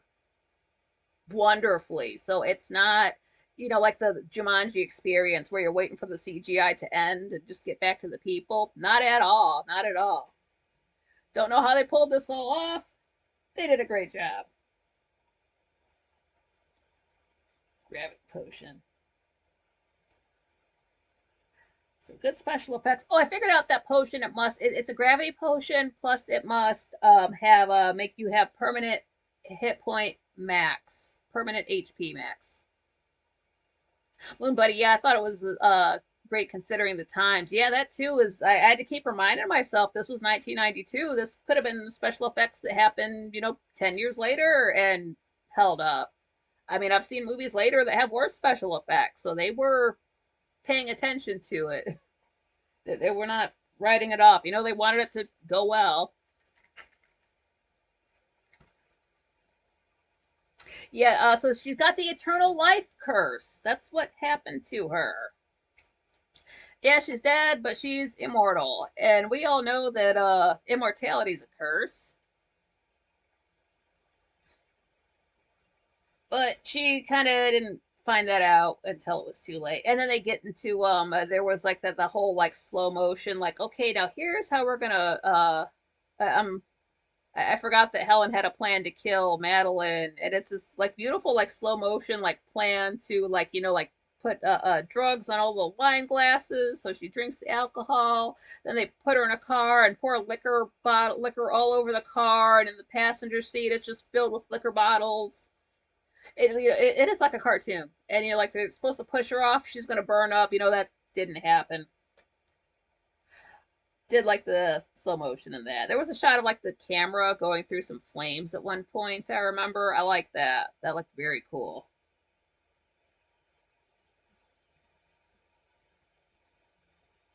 Yeah. Um. Ernest is calling his he's Madeline hates to be called cheap, so he's calling her cheap. He's calling her a broad. He's calling her washed up. All the bad words, and then she was calling him a limp dick, so that's why she got choked out. That's how that happened. Yeah, so what do you do? Like, your wife's at the bottom of the stairs. What do? You call the police? Like, I don't know, officer, bitches be tripping. I wasn't anywhere near her.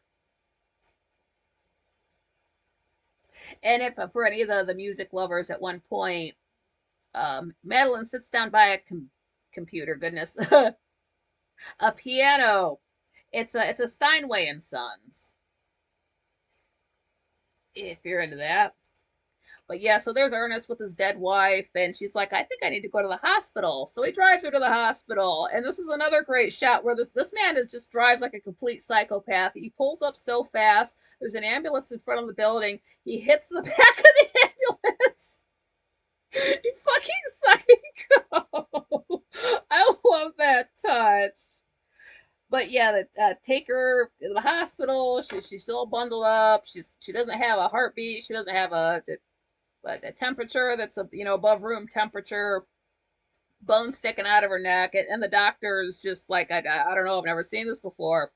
And there's Ernest with his flask, and the doctor's like, hey, can you mind if I get a sip of that? He's like, oh sure, man. Doctors like this. Well, I don't know what to do. I need a second opinion, and he just leaves. So they're like, well, what do we do?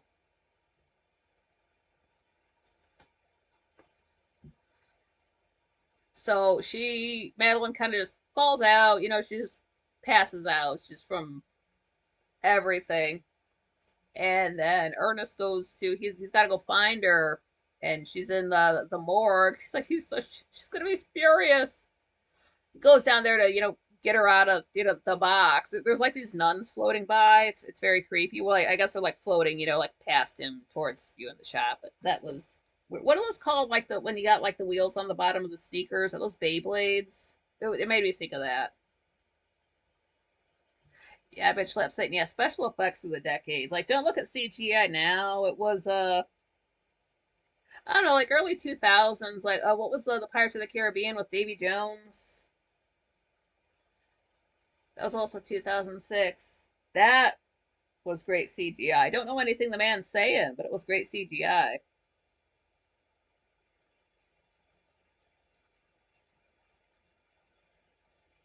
Can't read my writing. Something about good editing.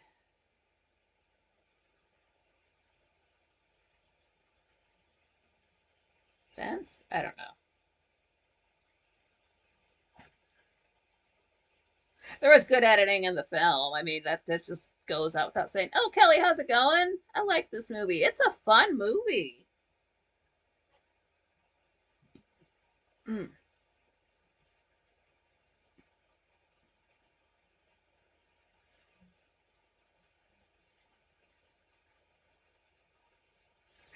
Oh man. Oh, there's a one. I forget exactly when they established the fact that there were like many like shotguns in the house. One of those big fancy cases with all the shotguns standing up. And at one point, Bruce Willis does a double take at it. That was funny. Oh, Dandy, awesome! Hi everyone. I watched it this afternoon. Hadn't seen it in probably 20 years. Yeah, it's been shoot. When did that come out? 92. What year is it now? Uh, that's not right. What did I put in here? 32 years ago. Holy shit. Yeah, I mean, it must have been, I don't know, 25 years ago. Wait, no, it's year 25. It was over 25 years since I've seen it. I know I watched it a lot back in the day. We must have recorded it off at TV or something. I can't remember if that's something we would have purchased, but I do know I watched it a lot.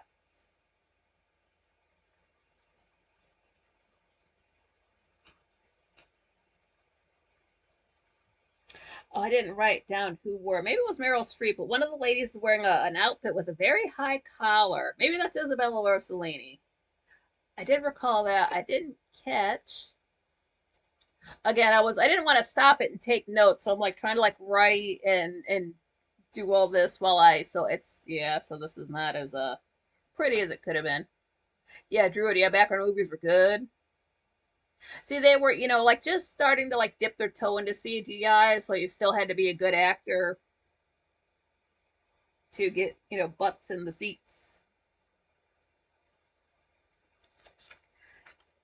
Yeah, so eventually the ladies figure out because Helen gets a shotgun blast right through here because she thought that Ernest was going to kill Madeline. She goes over there. Turns out Madeline's still alive.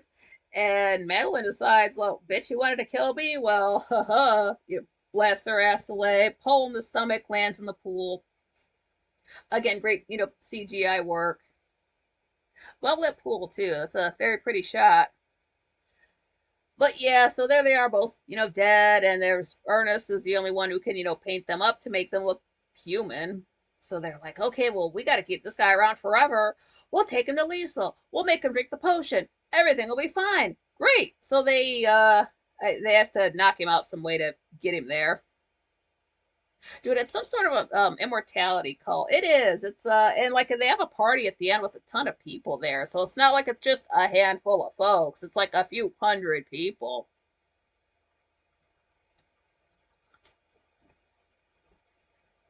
Jen Rogers' bad movies then are better than what they put out now. I know that's right. I'd rather watch a B movie from the 90s than anything that they're gonna like put out last year, but I don't follow anything. I don't follow modern music or modern movies, so I couldn't tell you what's come out or what's the only movie I know that will be coming out eventually is like I said, they're taking another stab at the mummy, but I don't know if that's gonna be out in year 25, and I live life one year at a time, so I will worry about that. Not worry about it, but I'll think about that in year 26.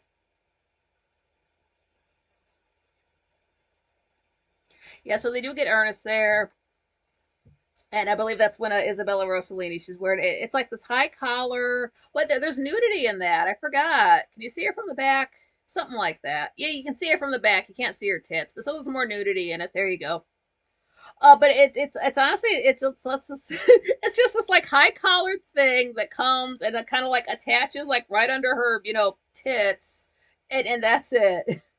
But it's pretty. But yeah, they're trying to get him to drink the potion, and she's giving him all the lines. She's using every single line she can use to make this seem attractive to him. Like this is something he would want to do. Like yeah, you'll get your youth back. You can go back to being a plastic surgeon. You'll be young forever. All this stuff. Yeah, Daniel, get to the party part. That's fun. And what she messes up and does is says that he's gonna live forever right as he's about to take a sip, and he's like, "But then what? Like I don't want to live forever. That's not a gift. That's a nightmare." He says he says some other things, but then he says, "I have to watch everyone around me die." That's it. That bruh, I know. So he's like, he says no. He says fucking I'm out, and he ducks out of there. And like I said, they're having this party going on, and it's like, it's the room is packed, so it's all these, few hundred people have taken this potion, and as he's going through the crowd, he's sort of like running into people who I'm like, wait, are these supposed to be like, famous celebrities that we all know? And that must be it, because right away you see like this like kind of skinny dude with this white hair, and he's next to some, curvy lady with her blonde, curls. And it's like, wait a minute, that's Andy Warhol and Marilyn Monroe. And then there's also dude, there's supposed to be Elvis Presley. Yeah, James Dean as well too. Yeah, a little bit later after that, there's a fella like next to a car, or he's getting out of a car, sports car, and that's supposed to be James Dean. Like I would have to go back and needle in on those actors to say. I mean, it was enough that at a glance you knew who they were, but it wasn't like they were going overboard to make those actors look like other celebrities. It's a very good homage to them. So like who they were going for without them being blatantly obvious about it. So that was a good job there. And plus, like the whole movie is not about the random celebrities, so they don't want to play them up too much. So I get it, but that was a nice little touch in there.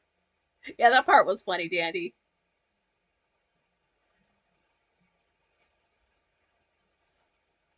John Rogers. Yeah, they just want to promote a film and tell it instead of telling a good story. Yeah, because that's what I like about older movies. They do something with the side characters, which they just don't do that in modern movies now. But you go back to your black and white films and the '60s, and they're doing something with all of the characters. They're not just filler to say to just agree with the main characters.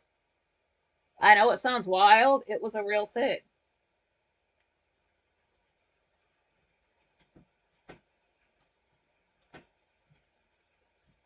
Yeah, so Ernest gets out of there, and he's trying to avoid his wife and his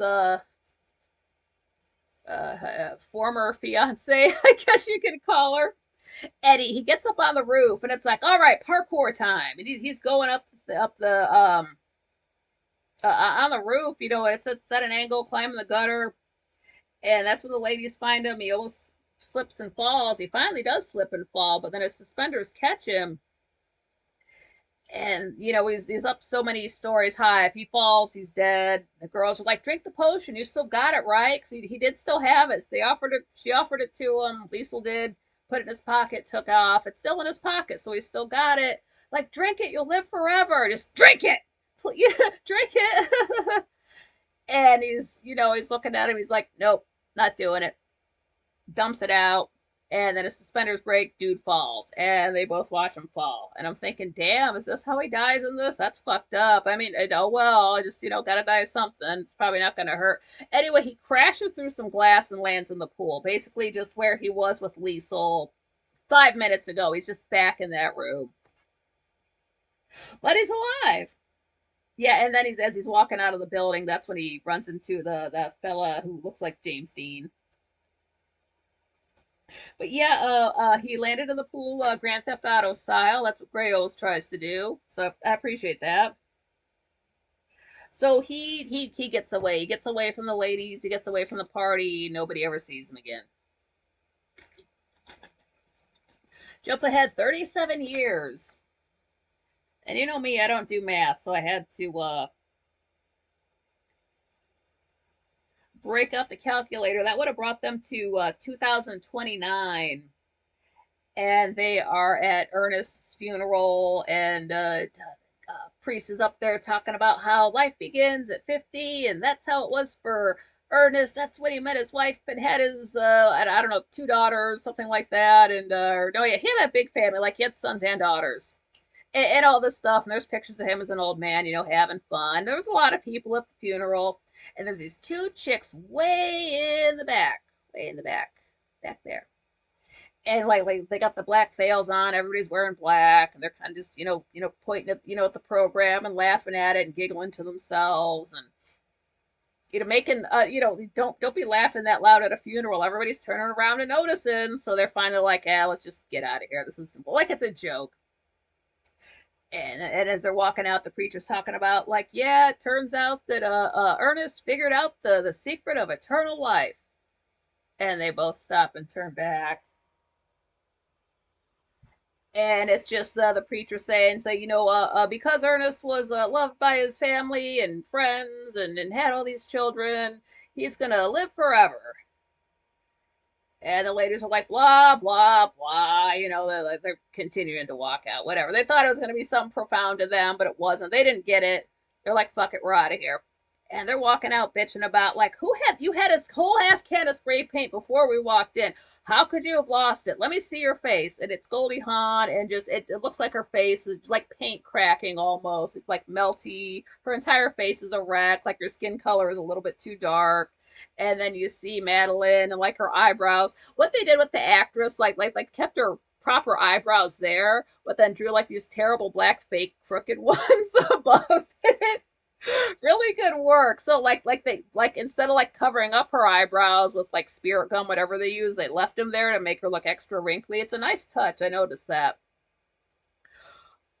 Because these are not, bad looking women. You got to do what you can to deglam them. But yeah, so like they both look erect. They're like, well, let's just walk back to the car. Let's stop by the hardware store. And as soon as they get to the step, there's Goldie Hawn, there's a spray paint can. Her foot slips on it, and she's in the same place as Madeline was about to get knocked down the stairs, cartoon logic, and, her feet just barely on the edge there. And you can tell Madeline's just kind of thinking, I had to let this chick fall. I'm tired of putting up with her for the last 37 years. She's got this hella smirk on her face. And then Helen reaches forwards and grabs her, like, bitch, if I'm falling, you're falling with me. Just pulls her down with them. They both go tumbling down. And they both hit the ground, smash. Like they took a couple of mannequins in dresses and just dropped them down as hard as they could. It's the funniest thing. And then it ends. Like, that's literally it. It's again, I kind of felt it could have been longer, but at the same time, like it's exactly what would you pad out to make it longer? It's already an hour 44 minutes. And with the special effects film, what are you going to add more to it? Special effects that just drives up the cost, and everybody's sitting around and all like the stuff that theater goers don't care about, but the actors do. So Wes Anderson's Royal Tenenbaums, good movie. Love his use of old school, saturated color in his films and storytelling. That's one I gotta check out. Everybody's on about Wes Anderson, and if I've seen any of his films, I can't recall. Uh, I know I have not seen that one. But yeah, that's Death Becomes Her from 1992. It's fun. I would watch it again, and it's not just like for like a Halloween film. You could watch that for I don't know, Easter. It's fun. It would be fun to play it for like somebody, like if you know a lady who's like worried about her age. It's like, you know what, watch this and you're gonna feel better about yourself. It's not worth it to do everything under the sun just to look young. And you can't tell people that nowadays with their like fillers and plastic surgery and all that stuff. But it is a good lesson in that respect. And also, eternal life is a curse. Don't go in for that because something bad like that could happen. Kelly, yeah, talking about films now, it's all about sex scenes and bad language. I like when they used to make you use your imagination but didn't show anything. I like that too. That's what I mentioned about The River Wild. It did come out in 1994, and one thing that it did not have was excessive swearing. I mean, somebody might have said like damn in it maybe once, but it's not like fuck this, shit that, goddamn this, motherfucker that. None of that. I'm like, wow, you can be a villain and not have a potty mouth. Like it's okay to not say bad words. Like suspense is a thing. You can be, sexy without having a sex scene. But that is all they do. And I don't know about you, but if if I see sex scenes in movies, a lot of the times it just looks so fake. It just takes me completely out of the film, and I'm too busy laughing at the actors. And then I've got to get myself back into the story after the sex scene's over. Like you ruined it by having sex, and it's not even like I'm gonna kill you like at Camp Crystal Lake. You just busted up to see. You know what real sex is like. How are you doing fake sex so bad that I don't know. And you can actually watch things with your kids. Yeah, not saying Death Becomes Her is kid friendly. Yeah, yeah. That might be, maybe wait till they're a little bit more teenager to watch folks getting chucked down the stairs. That way they have some reference to when they get older and get into an argument with their spouse. Like maybe don't choke her out over the stairs. Maybe don't marry a washed up actress sort of thing. Keep your day job if you like being a plastic surgeon.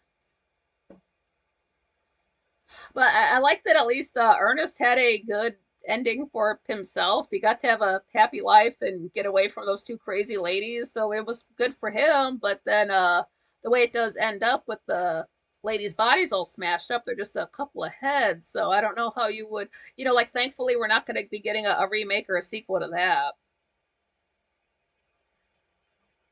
And if they tried, I wouldn't condone it. But yeah, if you get a chance to watch it, check it out. All the little gags, the little extras they put in there were a lot of fun. And I'm glad I suggested to watch that. Now, what we have to do now is find something to, if you like this, we can do the same thing for November.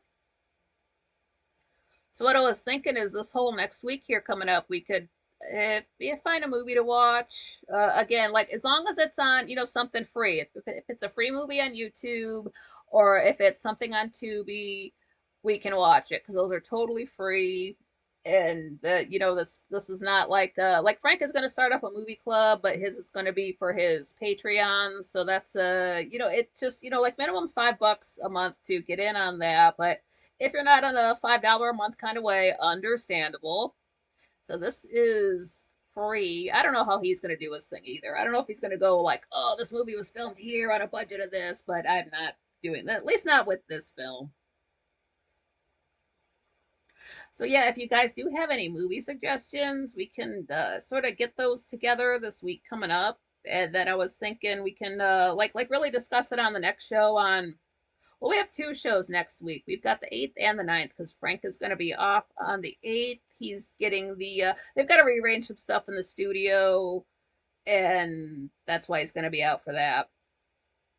But Friday and Saturday, we can get a movie finalized to get voted on. Like, I would like to have it set up that we know what the movie is by the 11th, so we have a full 3 weeks to watch it, because I realize it's getting to the holiday season and maybe everybody can't sit down whenever they want to watch a movie. So it would have to, like, maybe they have to watch it at the start of the month because, holiday stuff, but just so we have something to do. Because this was a lot of fun. I'm glad I had this idea to do this because it kind of took my mind off of other bad things, and I got to watch a movie I hadn't seen in forever. And like that's the thing, it could be a movie that I haven't ever seen. That could be fine too. And like you guys were saying, it could be you guys are open to like silent films and black and white stuff, so I'll keep my eyes open for that. And I don't know, maybe still stick in the comedy vein. If you guys want to do another comedy, that would be fun.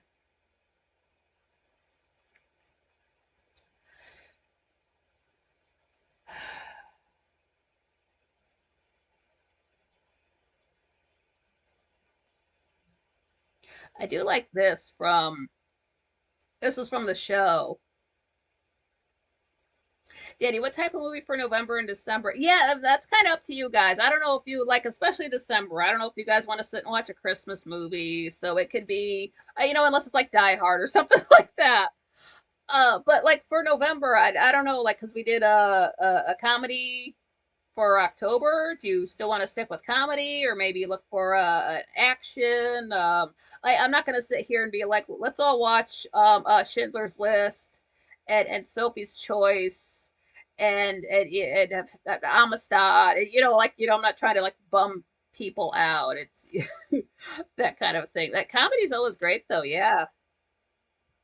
So I do like Tubi. I don't like that they take films off there sometimes, but at least the way this works out, we get the entire last 3 weeks of the month for this, since the last day of November is the 30th, as usual, which is on a Saturday this year.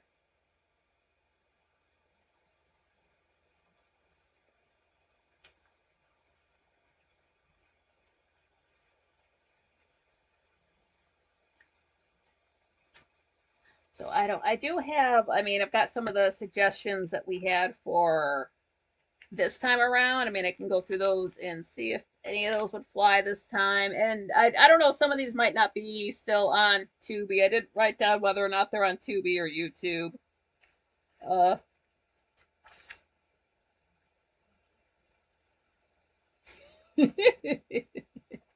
yeah, I still got some movies here.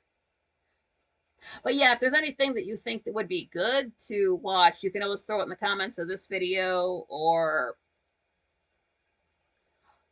just the comments anywhere, like the community post that I put up. You can always put the suggestion in there for that. Or maybe I'll just put out a poll, or not even a poll, but just a just some kind of post, just saying like, "Hey, what do you think we should watch?" and let folks fill up ideas in that, and then I can take a look at that the coming up Friday, and we can go from there. Because it's one thing for me to, I don't want to just say, "Hey, everybody watch this movie," and then have everybody be like, "Well, I don't want to watch that. Who decided that? I don't even like that genre. I hate that actor. Just screw that score." Just nothing like that. This was awesome. I hope you guys liked it too. I hope nobody sat down to watch it and got to the end and thought like, damn, I just wasted an hour and 44 minutes of my life. It's fun. It's like, yes, it does deal with, a dark subject, but it's done in an extremely lighthearted kind of way. Oh, you're welcome, Dusty Blue. Thank you.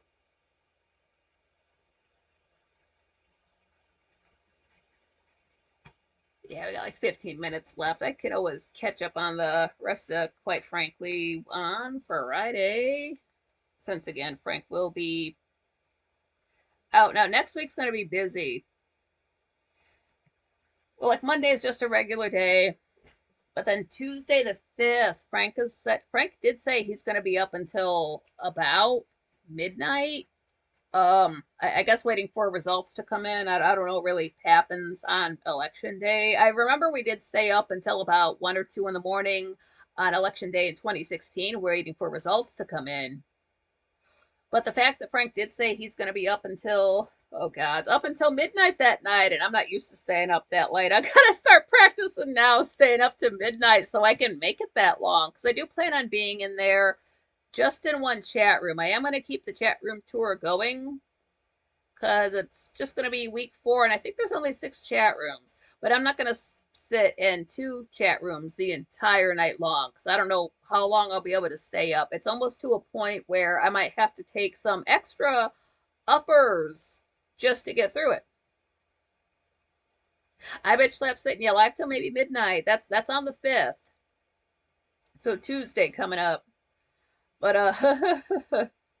the reason I'm reacting this way is because, okay, there's that on the 5th, and the 6th is the first Wednesday of the month, and the first Wednesday of the month, Frank goes over to Morning Sickness Matt. That's Matt Christensen on YouTube, and Frank it's like Matt will do a show that's about an hour and a half, and Frank will co-host for about the first 30 minutes. So we always go to that. Last I knew, Morning Sickness Matt has a big white border all the way across, and it's 9 o'clock at night, and that sucker is bright white. I don't know who decided that, but the second I can't watch. I've got to have my hat on the whole time, so all I see is the chat room. So as soon as Frank leaves, I'm out of there. I do want to get to know the people in there, but I can't do that if I can't see, and so I have to leave after that. But we go there because it's a nice time. Dandy, yeah, that will be an interesting day. Kelly, yeah, I'm glad you know. Yeah, it's always the first Wednesday of every month. Frank goes to Matt Christensen. Because Matt's been on the show a few times. And then just Thursdays, just whatever. And then, again, Friday, Frank is off. And then we have Saturday. Not voting, but vote here. Yeah, I can't. I got my 2 stickers from Yes Cacao, and I didn't know they gave stickers, so I've got those. That's the stickers I need. So it's a very busy week, but it's a short week. And where we are at now, since Frank has gone live, he went live, the week of the 21st, did that whole week. We were live on the 26th. The 27th, Frank went live from that standing in line Trump thing. Then we just got through another week, quite frankly. So we've seen each other every single day since the 21st. That's incredible. That's amazing to me. That could not have happened any other time before. So that's just Wow. And again, especially this time, I thought I was gonna not handle this week well, since it's the 31st was the anniversary of my friend dying. That's why I'm this way now. That's among other things. That's why I have no long-term memory.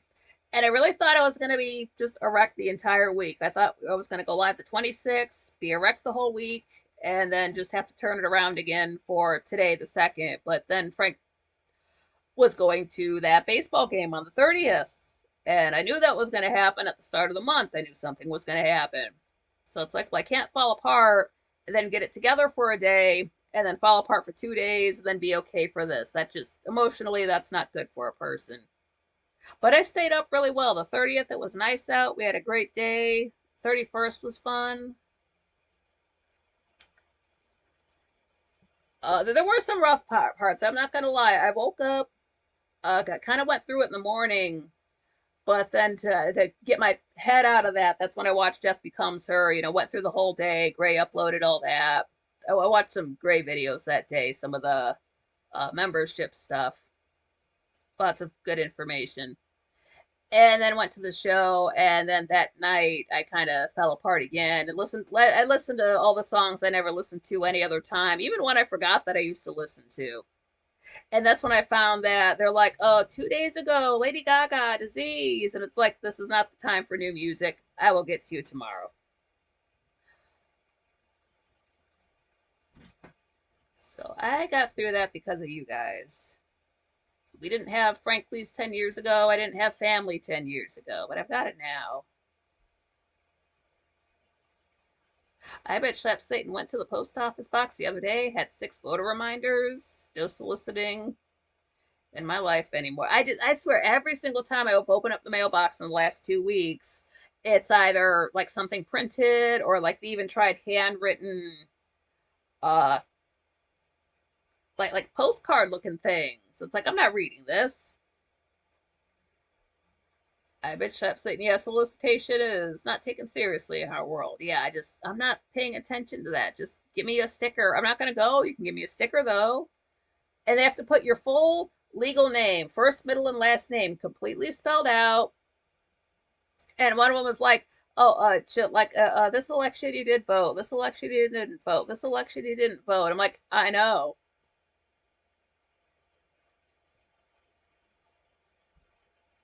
Yeah, dis-ease. Yeah, I get it. I get it.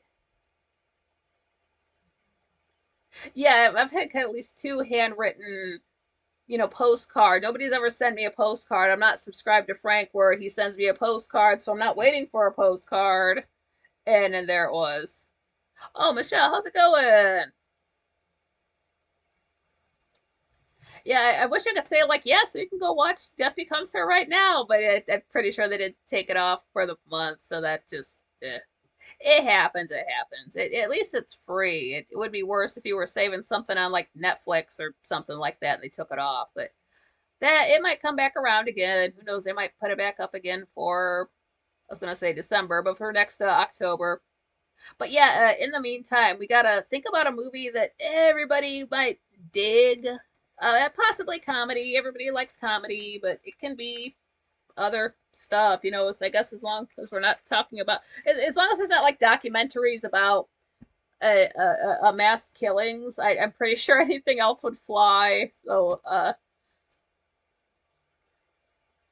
possibly not the say the director's cut of Lord of the Rings. As good as it is, I don't know if everybody has. I don't know how long that is. 4 hours. I don't think people have that kind of time, so I wouldn't put that on anybody. John Rogers, my big finger's stuck with this keypad. I'm always terrible when I'm typing. I will accidentally hit like the space bar, so it looks like my words are all chopped up, and it just like the spell check can't even fix it. So I've actually got to go back and backspace and get it fixed.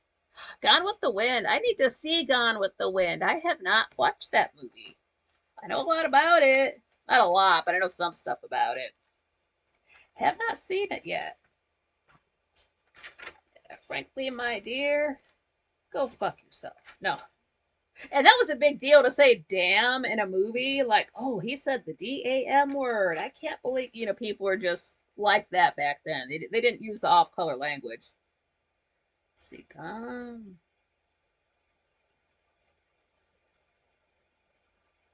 Like I'm pretty sure they've got Gone with the Wind, like to like the purchase to watch on YouTube. I don't know, but I'll take a look for that. It is real like long's okay. Isn't it like three? I know it came out in 1939, but it's like what, like 3 hours, 3.5 hours long. I know it was a wreck to shoot. It took so long. Yeah, fuck spell checker and fuck grammar rules. Well, you don't want to use the autocorrect. Never use autocorrect, but like you can keep it set so like it'll do like the red squiggly line under an incorrect word. That's fine. Or it might like check your grammar insofar as if you forget to put a comma in. Like I do like that. But when it actually goes and changes the word that you're writing, no, that's AI. Turn that function off. Jen Rogers, I saw the Carol Burnett version. I'd like to see that too. I've seen a clip of it back when they had like clips of moments from DVD box sets in the 90s.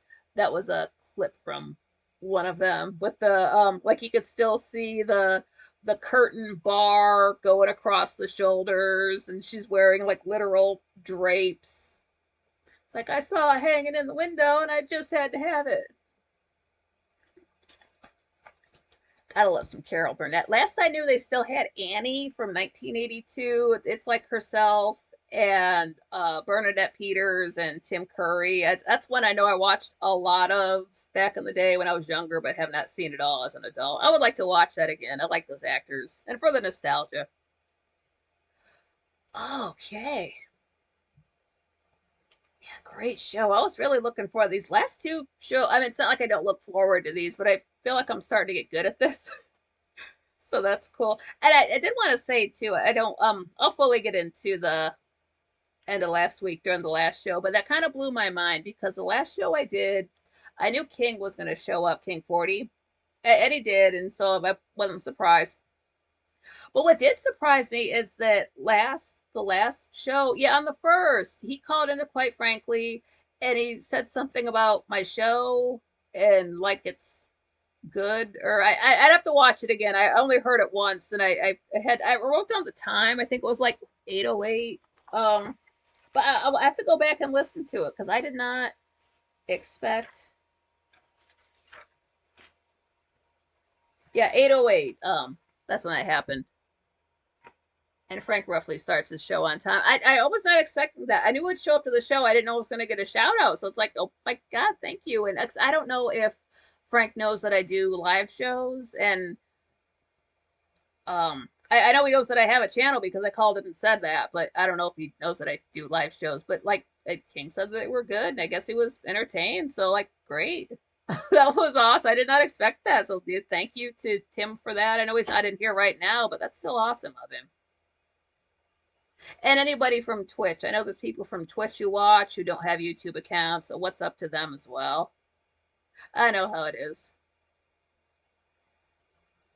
I bet Slap Satan was a rebel. My professor hated me in grammar class 101, teaching us how to manipulate the English language. I liked English. Oh, Druid, he said, King said that I'm good people. Aw, thank you. I gotta go back and listen to that. That's awesome. I did always like English in school, and then when I went to get my GED, it gives you your results, and then it gives you like what percentile you're in for the nation. And my English comprehension was 99th percentile. And I don't throw that fact around. I hate when people like throw around their achievements from high school because who gives a shit? If you did something after that, fine. But if you did something in school, who gives a shit? Oh, it's number one at track and field. Like, what? Who gives a shit, motherfucker? Everybody runs. So I know that does mean something. I know that is an accomplishment, but on the whole, people just they don't care. Maybe your future spouse will, but not your average person. That just is what it is. If you can piss up a rope, good for you. Maybe everybody else doesn't want to hear it. Yeah, I'm glad you guys had a couple hours to spend with me on a Saturday. This was a great. I'm glad you guys were for it. I would say it's a great idea, but it's only a great idea if you guys want to go along with it. So I'm glad you guys wanted to do the movie thing, and it seems like everybody enjoyed it. So we gotta do this again since everybody liked it so much. Um, and I did try to find some behind the scenes type of stuff for the film, but it's I don't know if things have been taken down or they just don't exist because all you can really find are like a clip that's a minute long or 2 minutes long. It's not like really going into details like it's a DVD behind the scenes extra thing. That's okay though. That's okay. We shouldn't movies should stand on their own. They don't need extras. They don't need supplementary books to enjoy Star Wars. Oh, Moon Bunny. Oh, it's fun here. Great. Thank you. It's fun when you guys show up. Patrick, grammar is definitely not my forte. Can only type using one finger. Hey, yeah, Tolkien wrote the Lord of the Rings with these. He just didn't do the home row. So the entire books, all this, probably Silmarillion, everything he typed, just 2 fingers. So that's okay. It sure helps to have a large vocabulary, Druid says. Gotta get you one of those. Me too. I'd like to know more words. I hate when I know a word, but I don't know the meaning of it. Then I gotta look it up. Like, I knew that. So, yeah, smash the like button if you haven't already. And check out Tubi for some free. They got movies, they've got TV shows, they've got TV shows based on movies. Oh, Dandy, love the cozy chat room. Oh, thank you. It is a little bit more comfortable in here. I could wear my shirt. I didn't sweat too much, except when I was talking about Dark Shadows. Oh, great time always. Hanging with you and your fam. Oh, thank you, I bitch slap Satan. You too. Moon Bunny, have a great weekend. Nikki in chat. Yeah, have a great weekend. Have a great Saturday. And if you're like me, I gotta like practice staying up till midnight. So I don't know, caffeine, whatever I'm gonna do to get through that. But it'll be fun. It's gonna be a late show on Tuesday, but it's gonna be fun because you get people up that late. They start to get tired. They start to get weird. Whatever they've been partying on is kicking in more. It's gonna be fun, and it's only once every 4 years. Danny, yeah, Tubi is great. Tubi is purple as well, and I don't think I had my notifications on, but I don't think anybody went live. No. All right. Patrick, crosswords every day keep your mind active. That's isn't that the trick that Betty White did? She did crossword puzzles every day, and she could always remember her dialogue. Yeah, John Rogers, have a great night. Yeah, don't forget your pants. Otherwise, they'll just be on the floor until Friday. And it kind of sucks that we got to break the streak of seeing each other every single day. I don't think Frank's going to go live tomorrow for any reason. Not for the rest of us. I know he does his Patreon thing, but I mean for everybody else. But that's okay. This is the longest streak we've ever had seeing each other, and it's all because of you guys. It's because of you guys that I have a channel. It's because of you guys that anybody has a channel. So yeah, just I don't know why. Just folks wanting to hang out and see each other and have a good time makes the channel what it is. So it's like, yeah, it's me sitting here, but it's all you guys showing up. Otherwise, I'd just be sitting here talking to myself for 2 hours, which is doable, but it's very difficult. The more that you guys show up, the more fun it is. And I'm not saying it has to be a huge room. We don't have to have thousands of people here. We can, but we don't have to. It's okay when it's small. It's okay when it's big. As long as everybody's getting entertainment, having a good time, then that's the important thing. That's more important than stats or likes or analytics for the channel. That's kind of I should have that at the forefront, but it's honestly secondary. It's a goal, but it's not the main reason to be here. It's to be here for you guys. Because I would not have anything good in my life the last 10 years without you guys. So I have to give something back. Oh, Patrick, yeah, another cozy night. Thanks, Nikki and chat. Take care, everyone. I bet Slap Satan. Yeah, I do want to do call-ins. That would be fun. That would be fun to have now. I got to get that sorted out. Sometime between now and my birthday, I want to get the call sorted out and PO box, some kind of situation sorted out because I know folks do want to send me stuff, and I do have my birthday coming up January 18. I will be live that day because what else do I have to do in a couple of months, whenever that is? That's a Saturday. You'll find it. Yeah, call-ins and mail and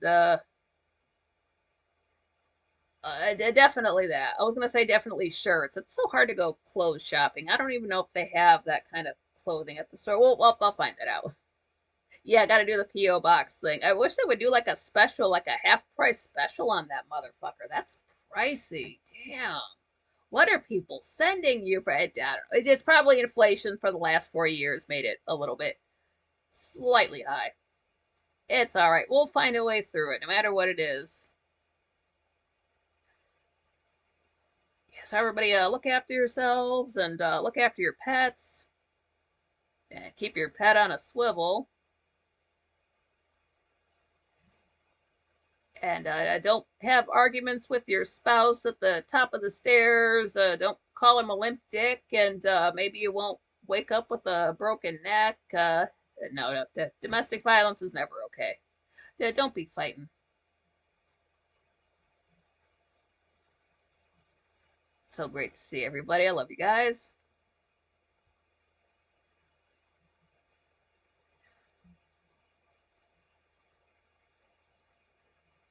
Oh, Michael, hey, turkeys. Oh, and I will support all of your favorite content creators. I like the videos, comment after the shows, on the videos, shares, all that stuff helps out. You don't have to spend a penny to get entertainment.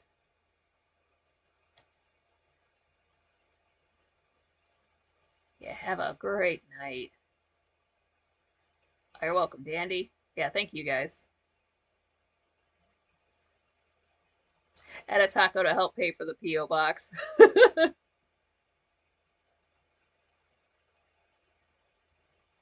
Yeah, we'll figure something out. It'll come together. But between all of us, we'll figure it out. We have enough brain power to get through it. You're welcome, John Rogers. Yeah, so think of a movie you think everybody would like to watch. We'll get together on that next week. We've got a busy week next week. And I'll definitely see you guys next time.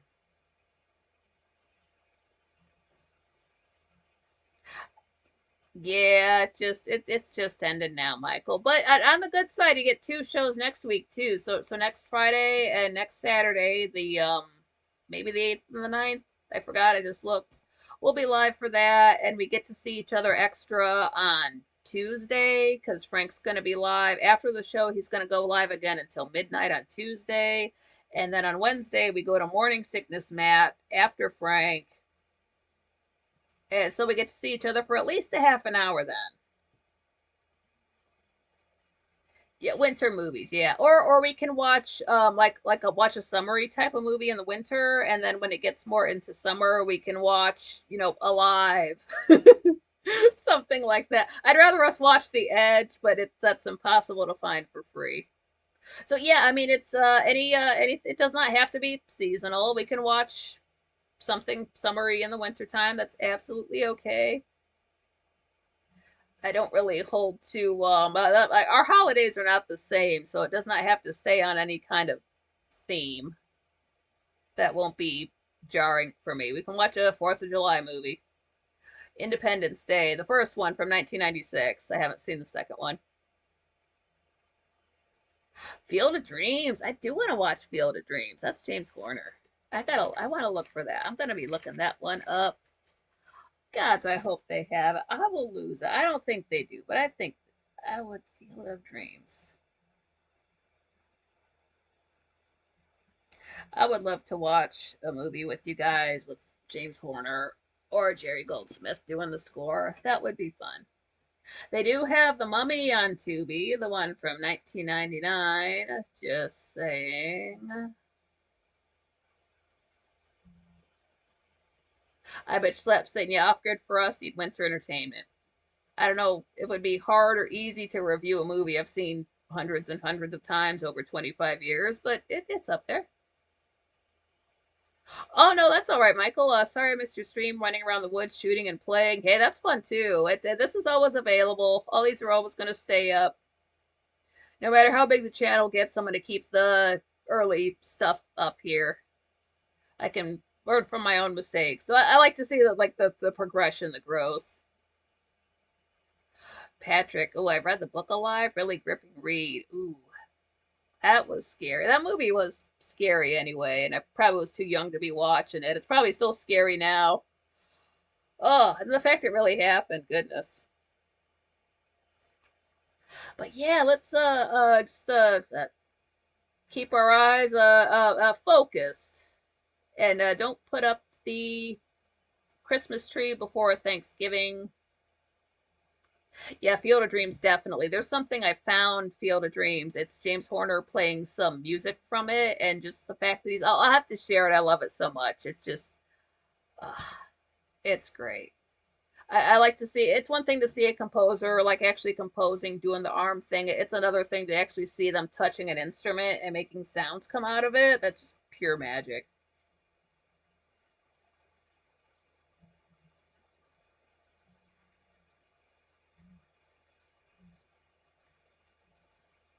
Awesome, I bitch slap Satan. I know, I gotta go to the range myself. It's been too long. Since I've got my glasses now and I can see.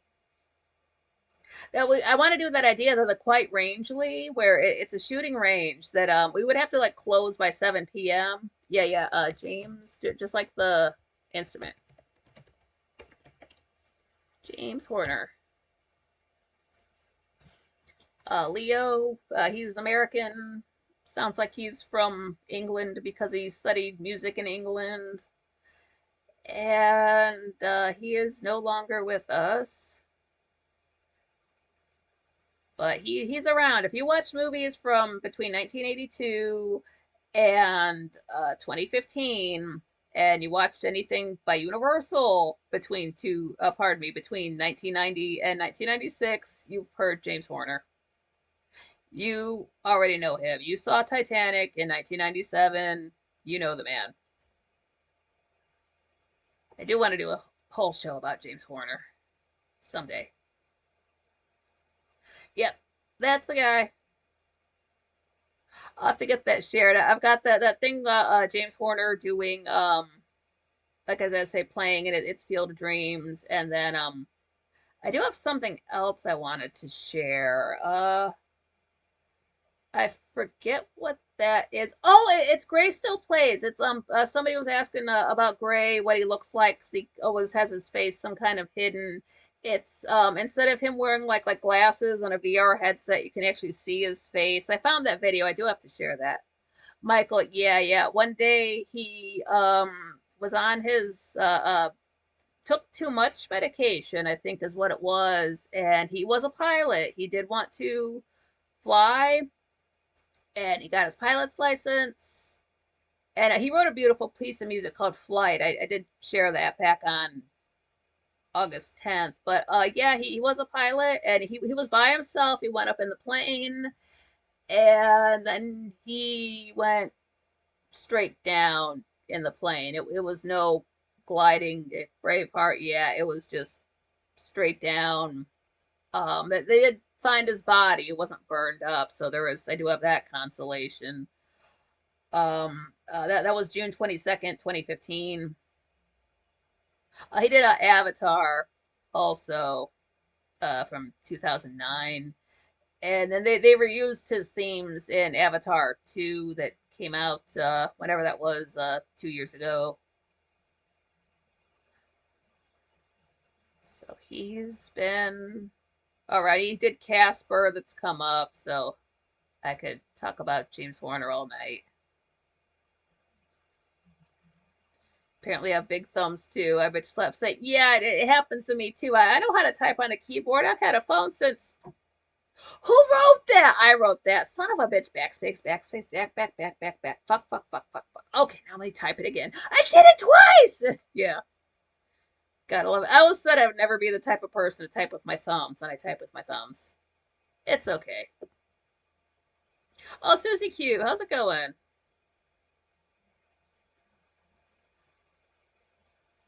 Rich Mullins comes to mind. I bitch slept saying Avatar, yes. That's why I went to go see Avatar 3 times when they re-released it before Avatar 2 came out, because we can't hear any James Horner music in theaters anymore, unless they want to re-release Titanic again. Which they did once for 2 weeks, but I couldn't go because it was only 2 weeks. I bitch slept saying, yeah, yeah. Even if you don't like Avatar the film, I don't care if you don't like CGI, you don't like the actors. That's fine. That's fine. Just shut up and just listen to the score. Just listen to the score. That's a fucking masterpiece. Because you know how he wrote it? He didn't have those visuals. He didn't have all the CGI to write the score. He just walked in and he saw the people in the bodysuits and he saw some artwork and he wrote the score from that. So be impressed.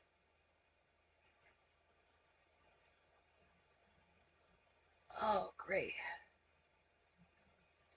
So I can't start doing longer shows until Frank starts doing longer shows. So we need to start getting, quite frankly, in the mindset of going for an extra half an hour on a regular basis. And then eventually we'll get to 3 hours. But right now, just an extra half an hour because I can't stay up that late. So if we work up to that, if Frank does longer shows, I'll do longer shows. Oh man, so much fun seeing everybody. We'll catch up on the rest of the end of this last week here on Friday. Nikki, passionate on James Horner. Yep, all about some James Horner. I would have the Avatar soundtrack, but it is, I think it's out of print, and The Perfect Storm was quite difficult to get my hands on. Not quite difficult, but it should not be. I don't know. It only came out in it's it'll be fine. So yeah, have to say good night for now. So check out some movies, find some good suggestions for us. Don't forget your pants, and just look forward to a long week at Quite Frankly, and then just 2 extra days for me next week. So we get a little bit of extra time with Quite Frankly. You guys get a little bit of extra time with me. So it's gonna be a very full week next week. I love seeing all you guys. Hope you had fun.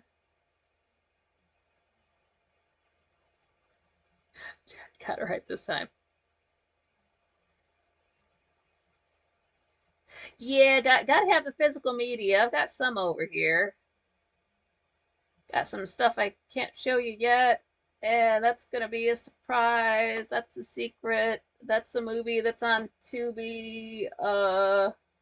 I don't know if anybody's seen it. 70. Yeah, so I will see you guys next time. Have a great night. Good to see family. Hug your family, hug your pets. Have a good meal. Have a great night. And until next time.